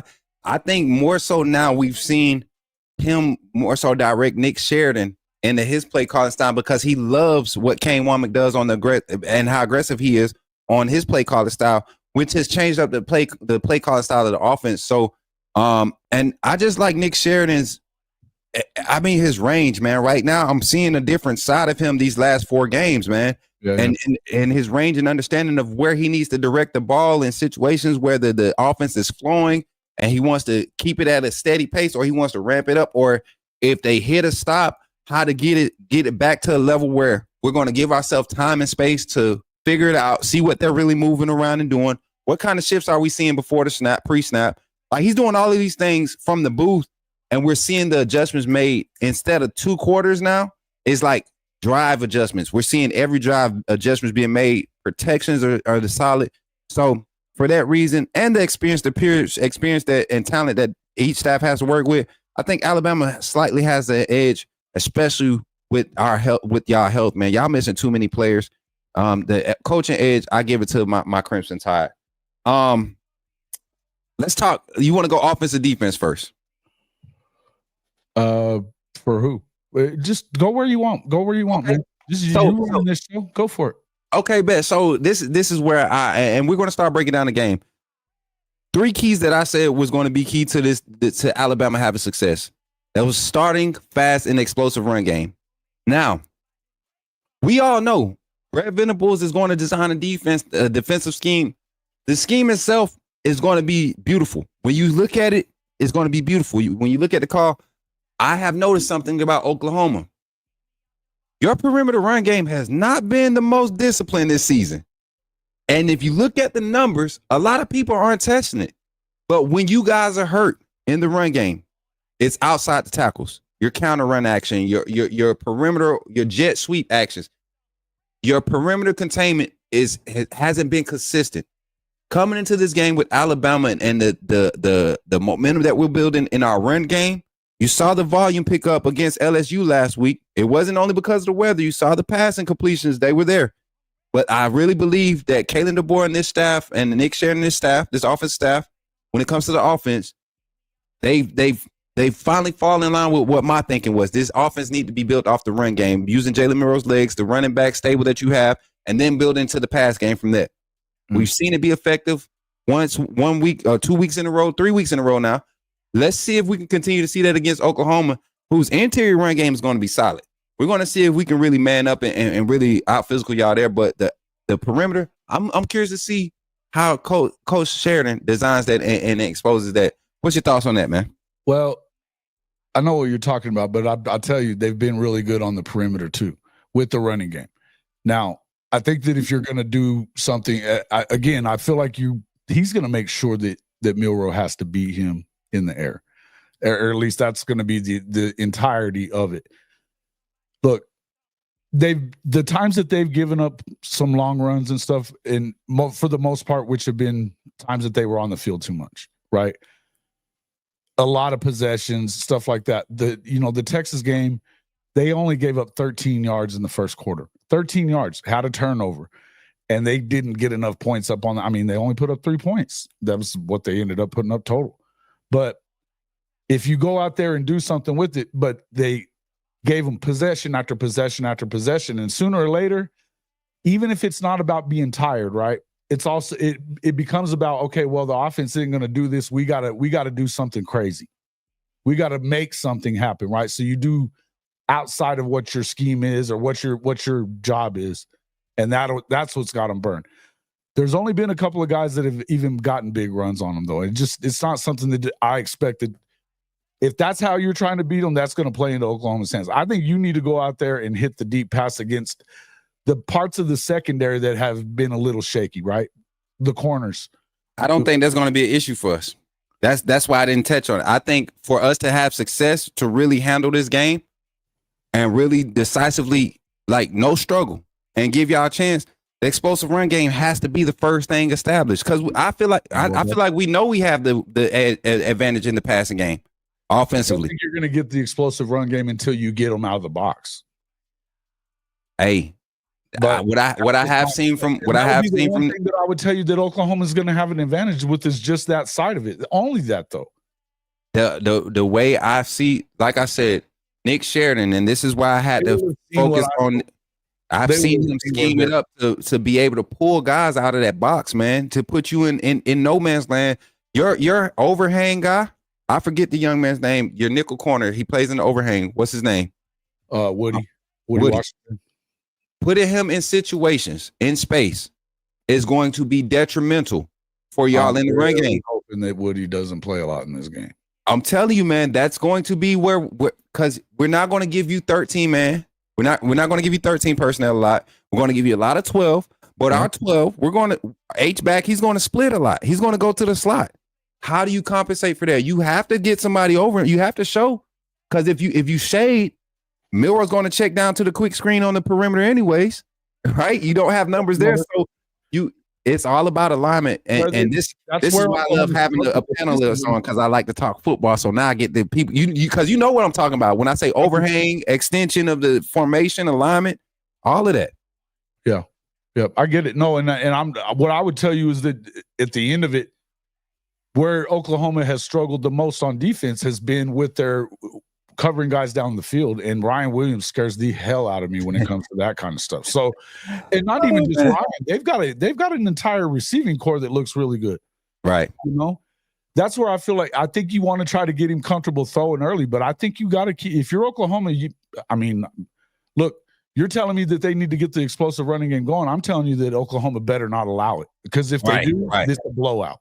Right, and that's the key, and that's why I said it's one of my keys. Secondly, and I'm glad I did my keys like this, because I feel like they leave them open for what I feel like Oklahoma's strengths are. I feel like Oklahoma's strength was stopping the run game. That's why I said, so a key for Alabama to having success is to expose their strengths or to weaken their strength and what's became our strength, the run game. The most consistent thing for Alabama the past few weeks, you're talking about a team that's averaging 6.2 yards per carry in the past 3 games. 6.2 yards per carry as a team. Now, that doesn't mean everybody's out there having 6 yards a carry. Your total averages in the last 2 games, 6.4 yards as a team together. So that's solid running. If you can stay within a yard, 1.3 yards of that, and help around that 5 yard per carry average against Oklahoma, you have a solid run game. Because that's 25 attempts for 4 yards. That's 100 yards. Oklahoma's not giving up 100 plus to anybody much these days. No, but Brett Venable's not giving up 100 plus. It's not you don't see it happen a ton, but I think that it's when you start getting over the 150 that it's bad, right? That is bad. And I think the worst part would be you can't let Milroe get a lot of it. You cannot. If you allow Milroe to do what, look, I was looking at his stats the other day, and I'm like,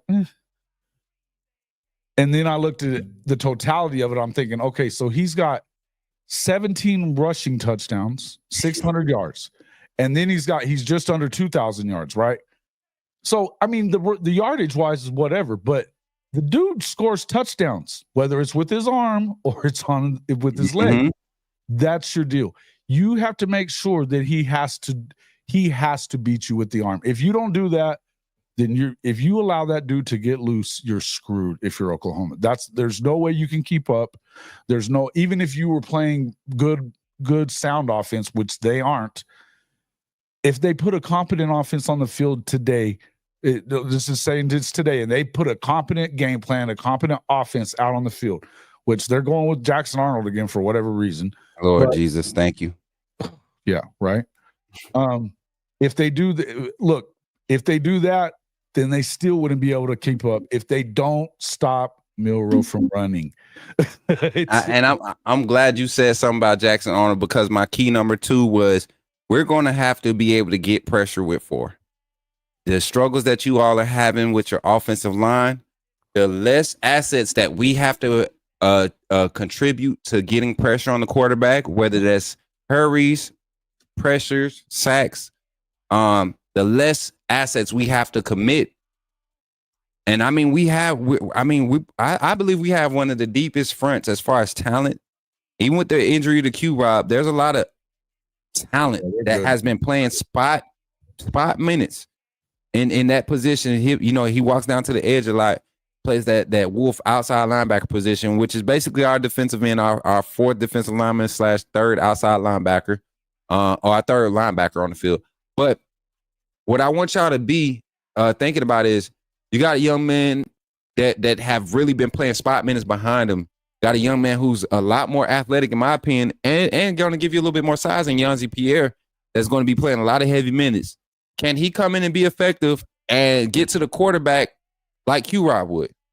Quay Russaw, we know he's going to give you tackles and your offensive line problems.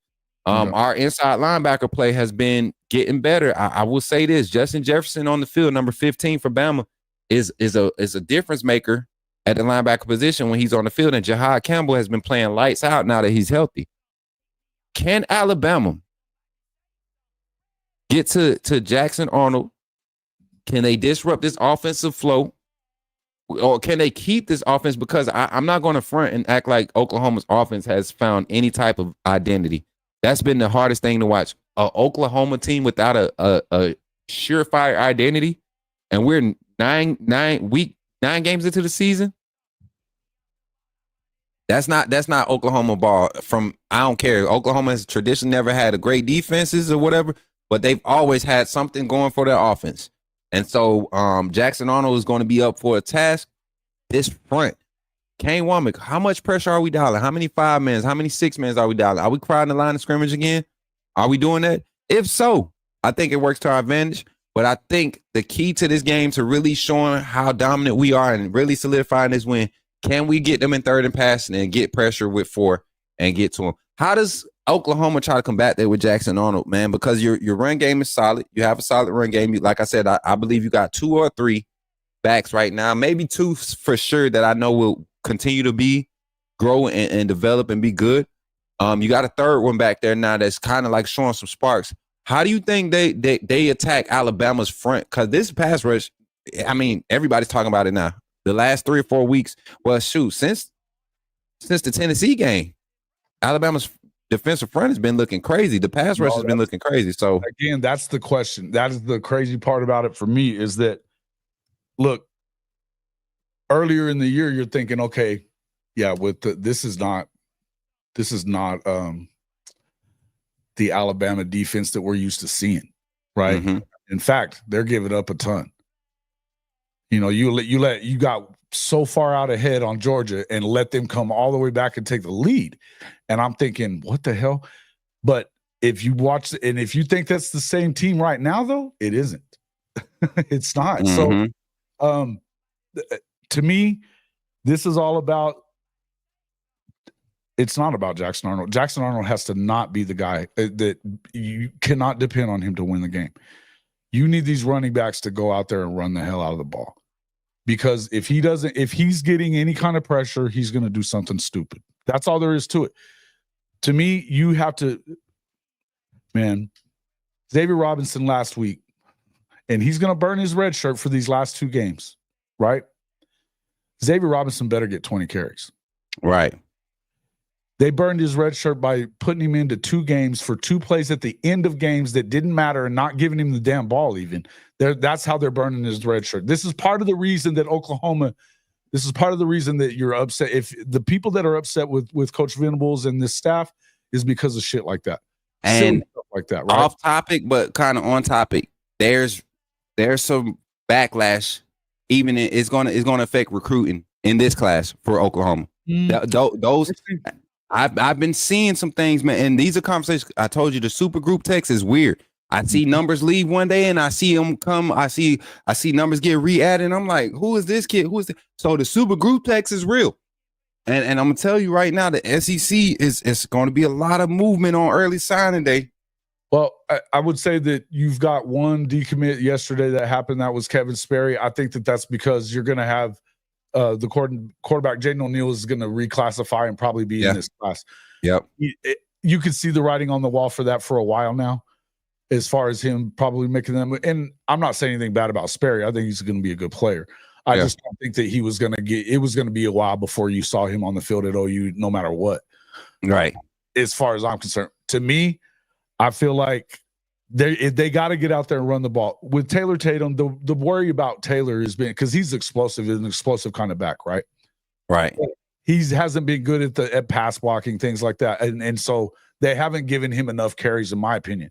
When it comes, but Xavier Robinson not getting any kind of carries, any kind of touches, and then we saw him putting up big run after big run after big run last week or 2 weeks ago against Mizzou. And then they stopped going to him at times when they shouldn't have.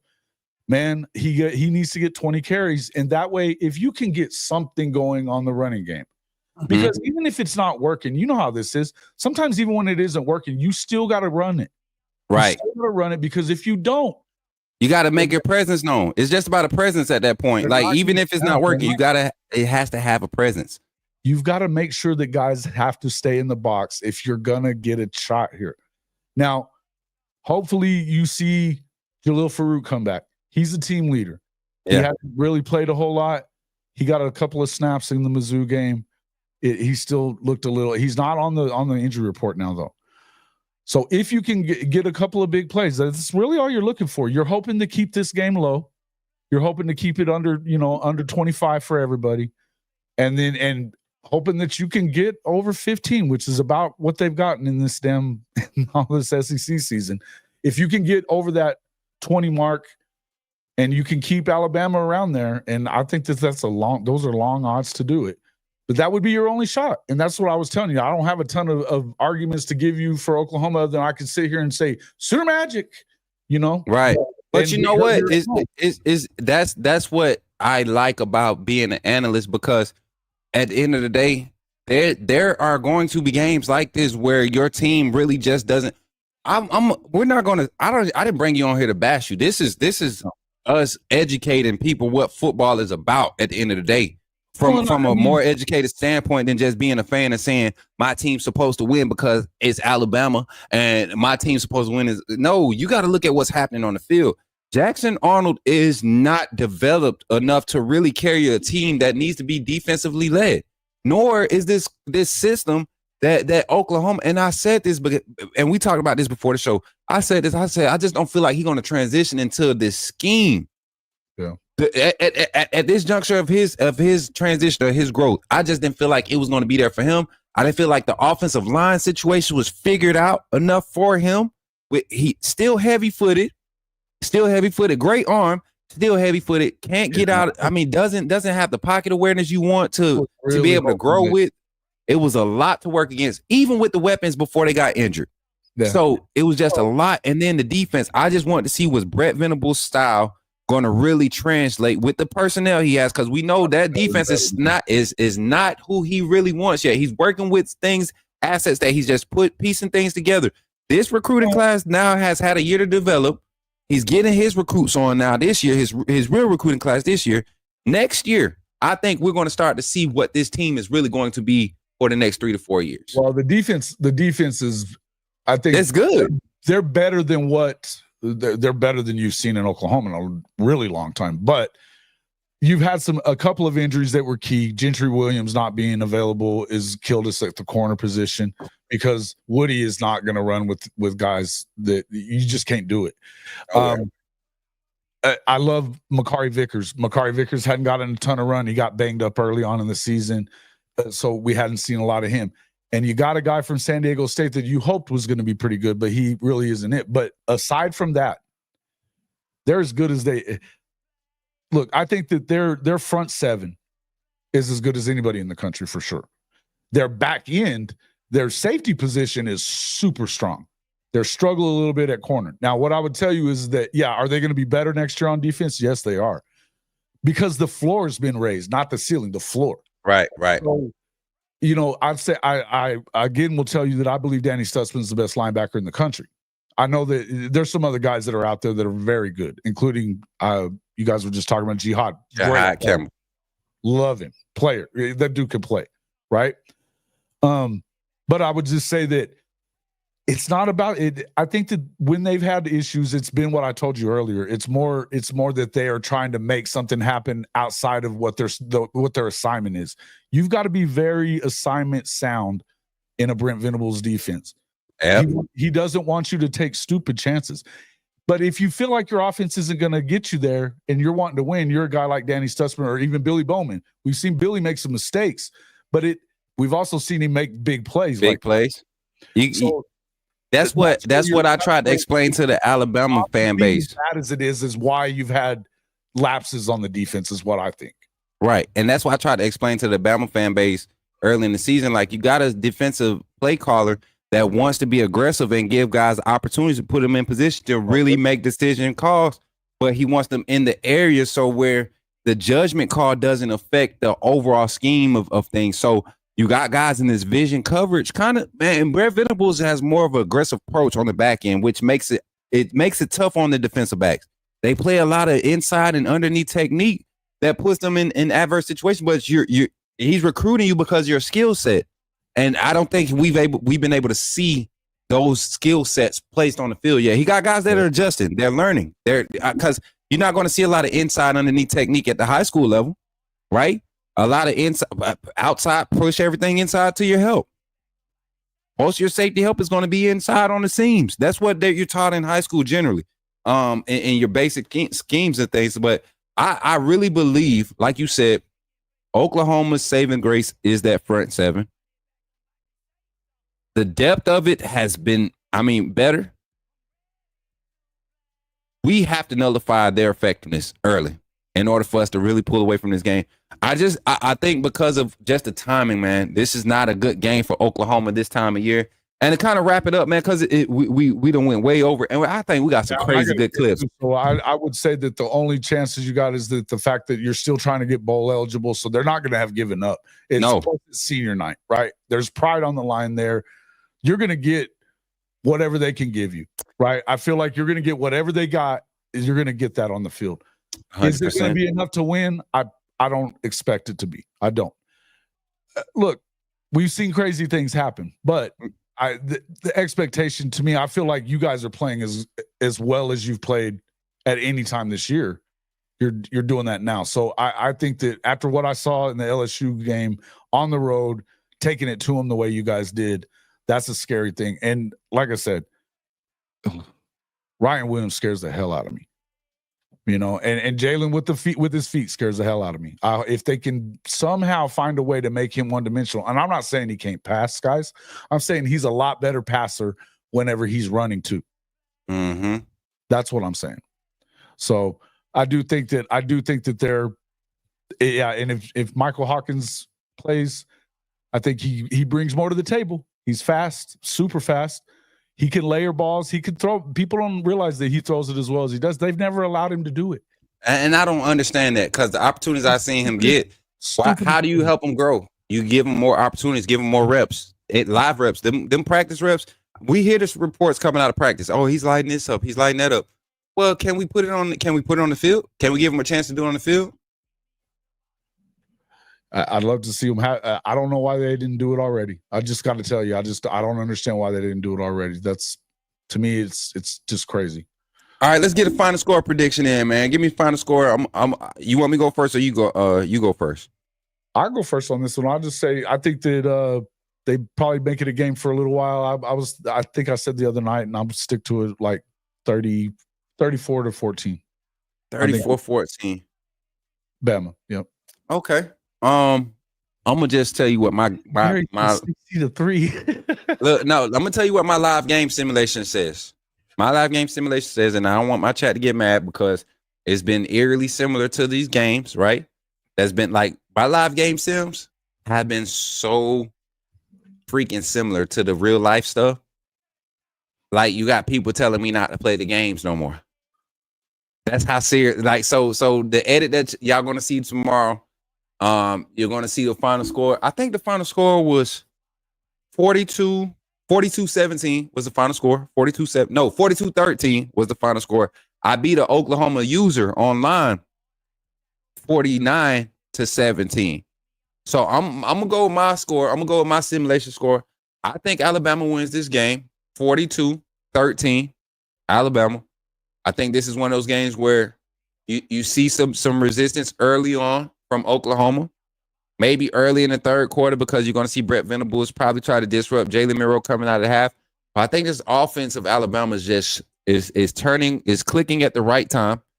The defense has been on a trend. They've been on a tear, and everybody who watches college football, watches football in general, knows once your defense is on a trend, it's very hard to get them out of it. I don't care who you are. You have to have an elite offense, and let's be honest, Jackson Arnold, Oklahoma, and the replacements and the Pips, they're not it. They're not it. And to be honest, man, I believe, and I'm gonna stick by this, Jason. I got to. Oklahoma wasn't going to be ready this year if they had Jackson Arnold healthy as a starter with all those weapons available. I still think they hovering around that 7-5, 6-6 area, bro. Just too many different defenses. The way these defenses showed up this season.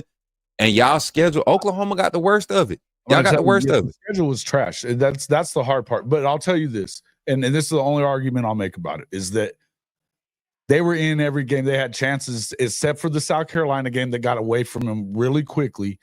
They had chances to win every game, really. The fact that they didn't is what it is. It's because they didn't even put a competent offense on the field. Even just a competent offense with the way this defense is played could have changed this completely around. The injuries, all that other stuff, they are what they are. It allowed it to be what it is. But I still think that really scheme was the biggest problem, bigger than anything. And I think that, look, the confidence levels that you lost, both these quarterbacks lost confidence in themselves and in you as a staff. We can't continue to allow that. One thing I'll say, Venables better hit the ball out of the park with this OC hire. Got to happen. Got to. So, I mean, just to stay competent in the conference, because then now you got year 2 in the conference. You got to go in with that extra target. Same teams, and you got Bama on the road next year. Of course, you get LSU at home, but it ain't gonna get easier going on the road to Neyland next year. It's gonna be tough. So it is what it is, man. It is what it is. We're gonna see where they end up. But I would just tell you that you had opportunities to win. You should have beaten Missouri. That was the stupidest loss I've ever seen. And Drink is, wow, clown. But I mean, look, you were in the game. You were leading the game at halftime against Ole Miss. You could have won it, but in the end, you got to put 4 quarters together. There's some things they got to fix. So, I understand that it worked out the way that you predicted it. Congratulations, Coach Smook. But it wasn't exactly because of what you thought. That's all I'm saying. Oh man, I'm with it though, man. Hey, it is in my eyes, and that's all that matters. So, but nah, man, I really think going forward, OU's going to have a lot of questions to answer with the OC hire, like you said, and I think that OC hire is the biggest part of the future of Brett Venables at Oklahoma, because I don't think he'll stick around after 3 or 4 years of not being able to figure it out. I don't think they'll let him. I don't think they'll let him. If they don't win one of these next 2 games, the seat's boiling. Already? But isn't this only year 4, right? This is year 4, right? Year 4. If I'm telling you, there's people that want to fire him now. That is crazy to me. This is going to take a long time to talk about. So we'll talk about it for like the end of the year. We'll talk. Yeah, we'll do that. But I'll tell you that I would just say that I don't think they're going to do it. But if you go 5-7 and you went 6-7 in the first season under Venables, no matter, and forget about what it was, that was not a team that should have even been that good. But the results are the results, and the bottom line is there are people that don't believe, and he's shown some lapses in killer instinct. Really, there's just some things you want to see that you're not seeing yet, and he's a first time head coach. That's what it is. Because I'm telling you, man, there's no denying, man. You don't have a lot of a learning curve at a place that's a blue blood, bro. You just don't. Let's go. Come on now. You don't get handed a gift wrap freaking blue blood like Kirby Smart every day, and people just don't understand that. Like, run him off too until he won the Natty, and they were trying to run Kirby off until he won the Natty. Well, I'm gonna say this: a lot of that was outside driven. That Georgia fan base, the people that really mattered in Georgia, Kirby's not going anywhere if they got any control. They were willing to give Kirby 10 years to write what Mark Richt had been keeping under wraps for so long. You know, they gave Mark Richt, I think, 11 years, was it? 9 years or something like that. So they were definitely, especially you come in and you take a number 14 recruiting class and y'all go to the number. Come on, they wasn't letting Kirk. But Brett, I think the reason that he's recruited so well, that Venables is recruited so well, that's the other reason that I think they're going to give him this other year. But it's another year. Shout out to T Boomers, got it right here too. Brent Venables' wife, we found out this week, she got cancer back in May. Oh man! So he's been dealing with that too. So which may have a lot to do with whatever's going on with his coaching stuff, right? You know, with the maybe. You know, so it's I would ask everybody that, you know, I mean, prayers up, man, and you know, it's bigger than football. It's bigger than football. It is bigger than football. And she, you know, Brent has, you know, they never talked about it, but this happened in May, and he's gone through the season and stuff. So she just had surgery. We know about that. So shout out to Julie Venables. We hope that she, you know, comes through it tough. And does it. She's a fighter. We know that part, but you know, God's going to take care of that. I know. we'll keep praying for her and all that kind of stuff. But I was just saying that obviously could have had something to do with it as well. They're going to give him another year, but it's not. Listen, you know how and for people that's talking crap, that's not an excuse. That's like any job that don't understand that, especially and if you know Brett Venables, his religious background and everything, you know he's going to take care of his wife. If anybody in the world, he's going to take care of his wife. So prayers up for Brett Venables' wife, man. And that's crazy that that people don't think that it'll affect a real man's psyche when his family is going through. So the woman in the house is especially for a coach. The wife is she's in charge. She's the one really keeping it together. If we want to be real, man, coaches' wives are angels anyway, right? Most of them. Well, yeah, I mean, it is what I had one. We used to have to keep her up in the stands because she was. She got us a flag in the playoffs. They keep the home, and she's done that. And look, man, shout out to her, man. She's been a fighter her whole life. I'm hoping that we see it. Look, I think that you probably have a better shot at winning, even though it's going to be in Death Valley next week. We see what they're doing as compared to what Alabama's doing right now. I'm just hoping to stay competitive with it, man. I really am, and I want to see Brent Venables succeed as well. He's done things with the Soul Mission and things like that. Hold on, Jason. Mean a lot. Jason, hold on. Is the one last night. Jason, I got something. What's up? I got something. This ain't even for the Bama fan base.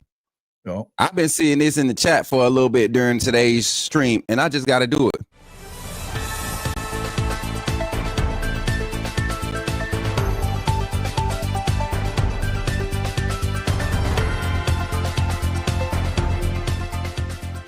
So I had to play just a little sample so y'all can know what's coming. Everybody, coming to you now. Coach Smook, Network Fairweather Fan Report.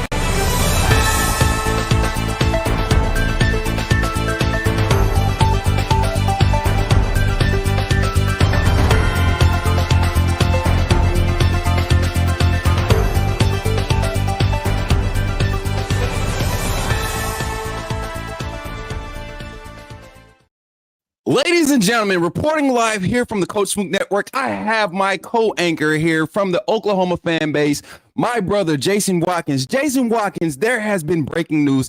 We have a Fairweather fan sighting over in your fan base. Can you believe it?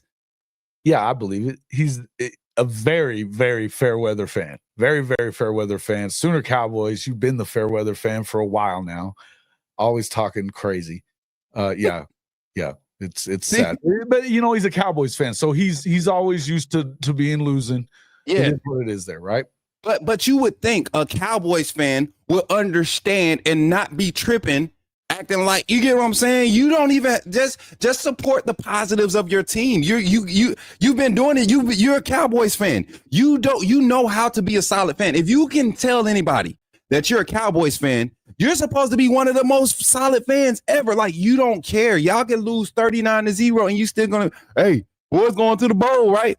But come on, fairweatherness is not accepted amongst the AAA family. And Jason, my brother, this is AAA family, and I don't like fairweatherness around it. So Sooner, if you're gonna have Sooner Cowboys in your name, I'm gonna need you to be a little bit more Soonerific, okay? Give yourselves a chance, okay? Be a little more Soonerific, okay? We don't want none of this fairweatherness around here. Sooners, y'all better get your boy. Get your boy, Sooner Cowboy. Ain't no oh Lord. Don't you oh Lord me. Oh Lord yourself. Because you need to be a most solid fan. I'm a Bama fan. And I wouldn't even talk trash to you if you was, oh, we're going to lose. I wouldn't even talk. It's no fun. Be a solid fan. Hold it down. Jason, talk to your fairweather fan. This fan tried to tell us last night, get this one, that it's not about developing players. It's just about what they rank in the recruiting, who they are when they come in. It's not even about development. It's about Jimmy's and Joe's. That's all he says. It's about Jimmy's and Joe's. Get out of here. I don't pay him a whole lot of mind these days unless I'm kicking him out of the damn stream. That's what I do. So it is what it is. Yeah. I'm glad you called him out, man. That's funny stuff. You like that fairweather report? I did. Hey, That was good. Hey, you can sample it. I can give you the template. I made it. I made it, but I got a template that I want to put out there for because I think we need to do that. It's fun. And Sooner Cowboy, I hope you didn't take it personal, man. It's all out of fun. I'm a clown. I hope you did. I don't be wanting to hurt folks' feelings, man. You know, this world, this society is different, man. I don't want to be responsible for nobody. But you get on. I just want to show love, man. That's how we have fun over here. I check my Bama fans. If AAA family they in here, they know. I troll, not necessarily troll. I get at the Bama fans on a more personal level because you represent me. And if you Bama family, you Bama nation, I treat you like a brother, sister. My brother, we step out and he ain't in uniform or he ain't moving like he's supposed to be moving, I tear into him. But my friend, I'm like, hey, bro, tighten up a little bit. So Oklahoma fans, you guys are my family. You guys are cousins now. You the cousins that we don't like as much this weekend. So for that, I was politely bringing you to notice, Sooner Cowboys. I'm bringing you to notice, but it looks like you have already been put on notice. It looks like you're already on that fair weather milk carton. So there's a spot in my studio. I'm gonna go full screen. There's a spot in my red room. I'm gonna be putting this spot up of our confirmed fair weather fans, and the graphic is going to be posted right. Let me see. It's gonna be posted right there.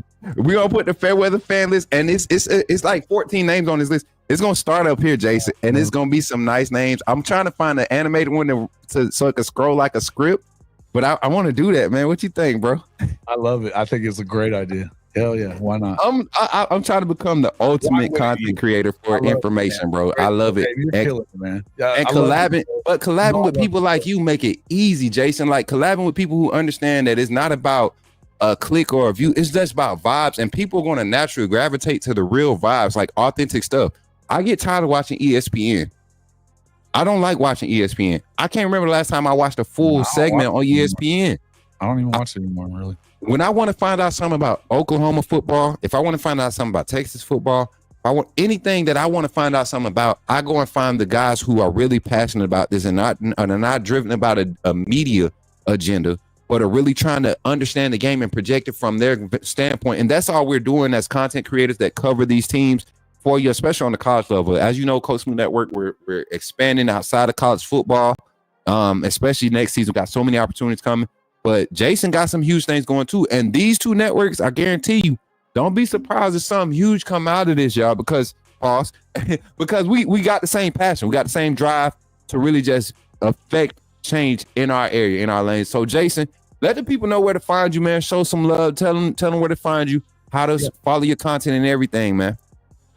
Hey, man, I appreciate everybody for having me in here. I know you guys were a little easy on me today, and I appreciate that, man. I love the AAA fam and appreciate Coach Smook for having me on first and foremost. But yeah, man, you can find us at HOF-CFB. It's at HOF-CFB right here on YouTube. Hall of Fame Media, it's HOFmedia.us. You can find everything from there. And then, of course, I'll put it in the chat here. On Twitter, it's at JW_HOS. So at HOF-CFB on YouTube. Make sure you go over there. Check us out, man. We have a lot of fun. We do a lot of live streams. I have the morning show as well. A lot of times we kind of overlap with Smook. So I know we don't always see you guys in the morning time. So I'm supposed to be on in the morning here. I don't think I'm going to make it on because we have gone a little over. I think what we'll do is we're going to try to do a stream tonight. So you guys are all welcome to join us over there tonight after we get done here. Because I just got called into work. So what we'll do is we'll do our preview on the game for the channel just over there at nighttime. Smook, you're welcome to join in, pop in there with us if you want to tonight. For sure, bro. I'm trying to debate. I think I got Pike Road High School game. One of my under the radar recruits, man. They team is in the third round. And he called me last night at like 11 o'clock, man. Like, and that's I wonder if that's what you was talking about. Cause that's been my passion, man. Getting these recruits that exposure. The young man had a conversation with a coach. He saw his film on my channel. Yeah. He said, "Hey, good. I saw your highlight film on YouTube." And he was like, "I don't have a highlight film on YouTube. And he was like, oh no, I was scrolling on YouTube and I saw this guy and I saw your film. I mean, talking to his coach, and he was like, awesome, man. What? And so, man, when I say, and my team didn't, I meant to just say for the announcement, but more than just what you're doing, right? It's about more than what you're doing. Everything, bro. And people don't see that in the Twitter interactions and the live shows. They don't see like the conversations I'm having with these families. They don't see us conversate and talk about, man, if we pivot our content here, it can push energy towards this way. Like that's where we're at. We're not, and I can speak for us because we've had those conversations. Some people just do it because that's what they get paid to do. We don't necessarily get paid to do this, y'all. This is passion. This is what y'all see. This is us. This is what we want to build for you all, because you all deserve better when it comes to the content and the context of what your team is being portrayed as, the athletes that we're representing, everything that is tied to what we do. You guys deserve better, and that's what we're aiming to do. So y'all know where to find me at Coach Smook on our platforms. I know Jason got to go, but we still have the phone call line. So all you Oklahoma fans that's standing over on Jason's side, that's been rocking with us the whole show, if he ends his live after we, go our separate ways, don't hesitate to pull up. I got the phone line open. I'm gonna hold the phone line open for another hour. This is my first time going over a 3-hour show because I love doing what I do. Not my first time. It's been a while. It's been a while. I used to do 4 hours, 6 hours straight. We had a 4-hour show last week, man. I was like, and it went by like that, and it goes by fast, man. I love working with you, though. This is had a great time, man. Had a great time, man. Facts. What we got? Breaking news. My girl Lisa always coming through with the breaking news. I got some of everything over here. Breaking news: NFL Giants granted Jay Jones a request. They're cutting him. Ooh, peace. Look, they should have did that after they drafted him. Yeah, pretty much. Hey, Coach Ricks is this guy, right? Coach Ricks is Coach Smook, first of all. But welcome to the AAA fam, man. Appreciate you for pulling up. And I thought you was one of my friends from high school. Smooth. He was calling you Smooth, is what he's doing. Oh, okay. I thought no, because people they got takes out there right now. Coach Smooth. I'm like, bro, it's Coach Smook. Coach Smook. It's country for a reason. It's a K on in because I'm a country boy. Appreciate you though, Coach Reese. Oh, my sister done pulled up.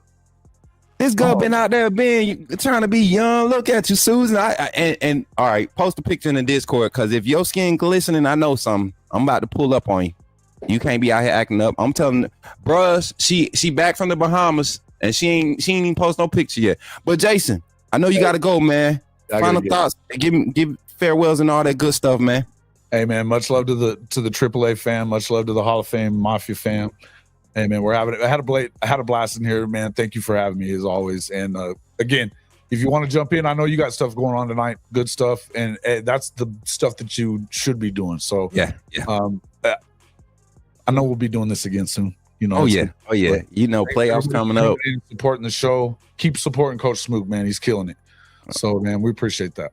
All right, bro. Well, you have a blessed rest of your day, man. And if we end up collabing tonight, I'll see you tonight. If not, we'll chat before then. You already know it, bro. It won't be long. It won't be long. It won't be long. Roll Tide. Oh, hold up, Jason. Listen to this song. Give me a rating on this song. I don't think you won't mind listening. Roll Tide on land.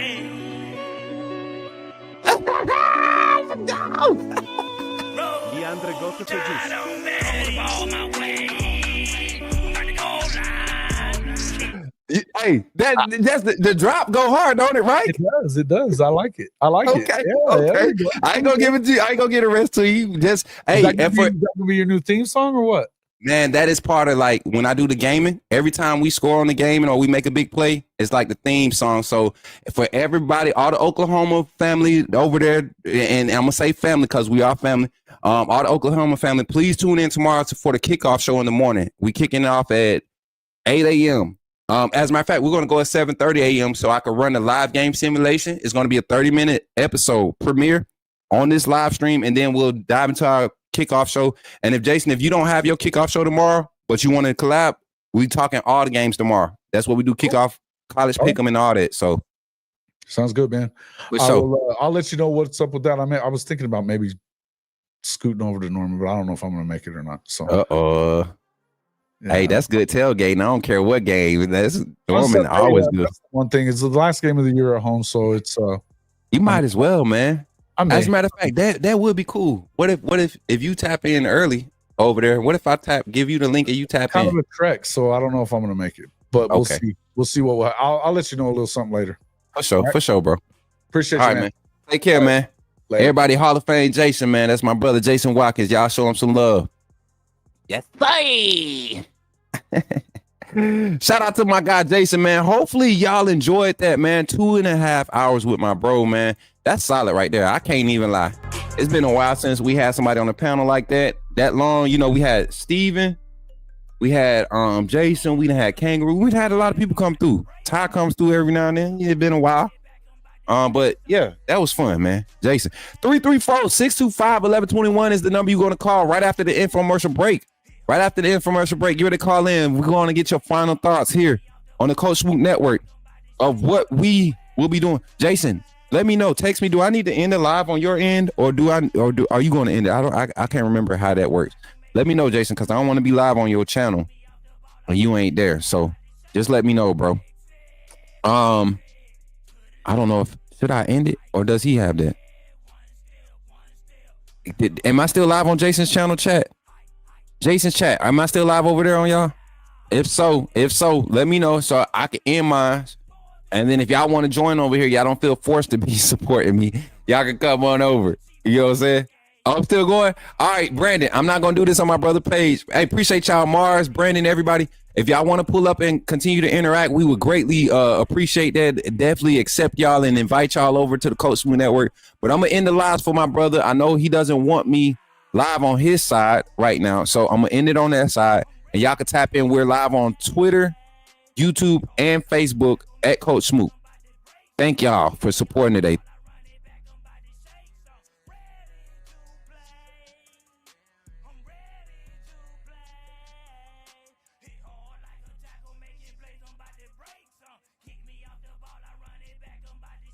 See now, Jason. Never mind. I you know what? If it does delete it off your page, Jason, I'm gonna bring it. I'm gonna upload it in the Google Drive for you. I'll download all the episodes so you can have clips for your own.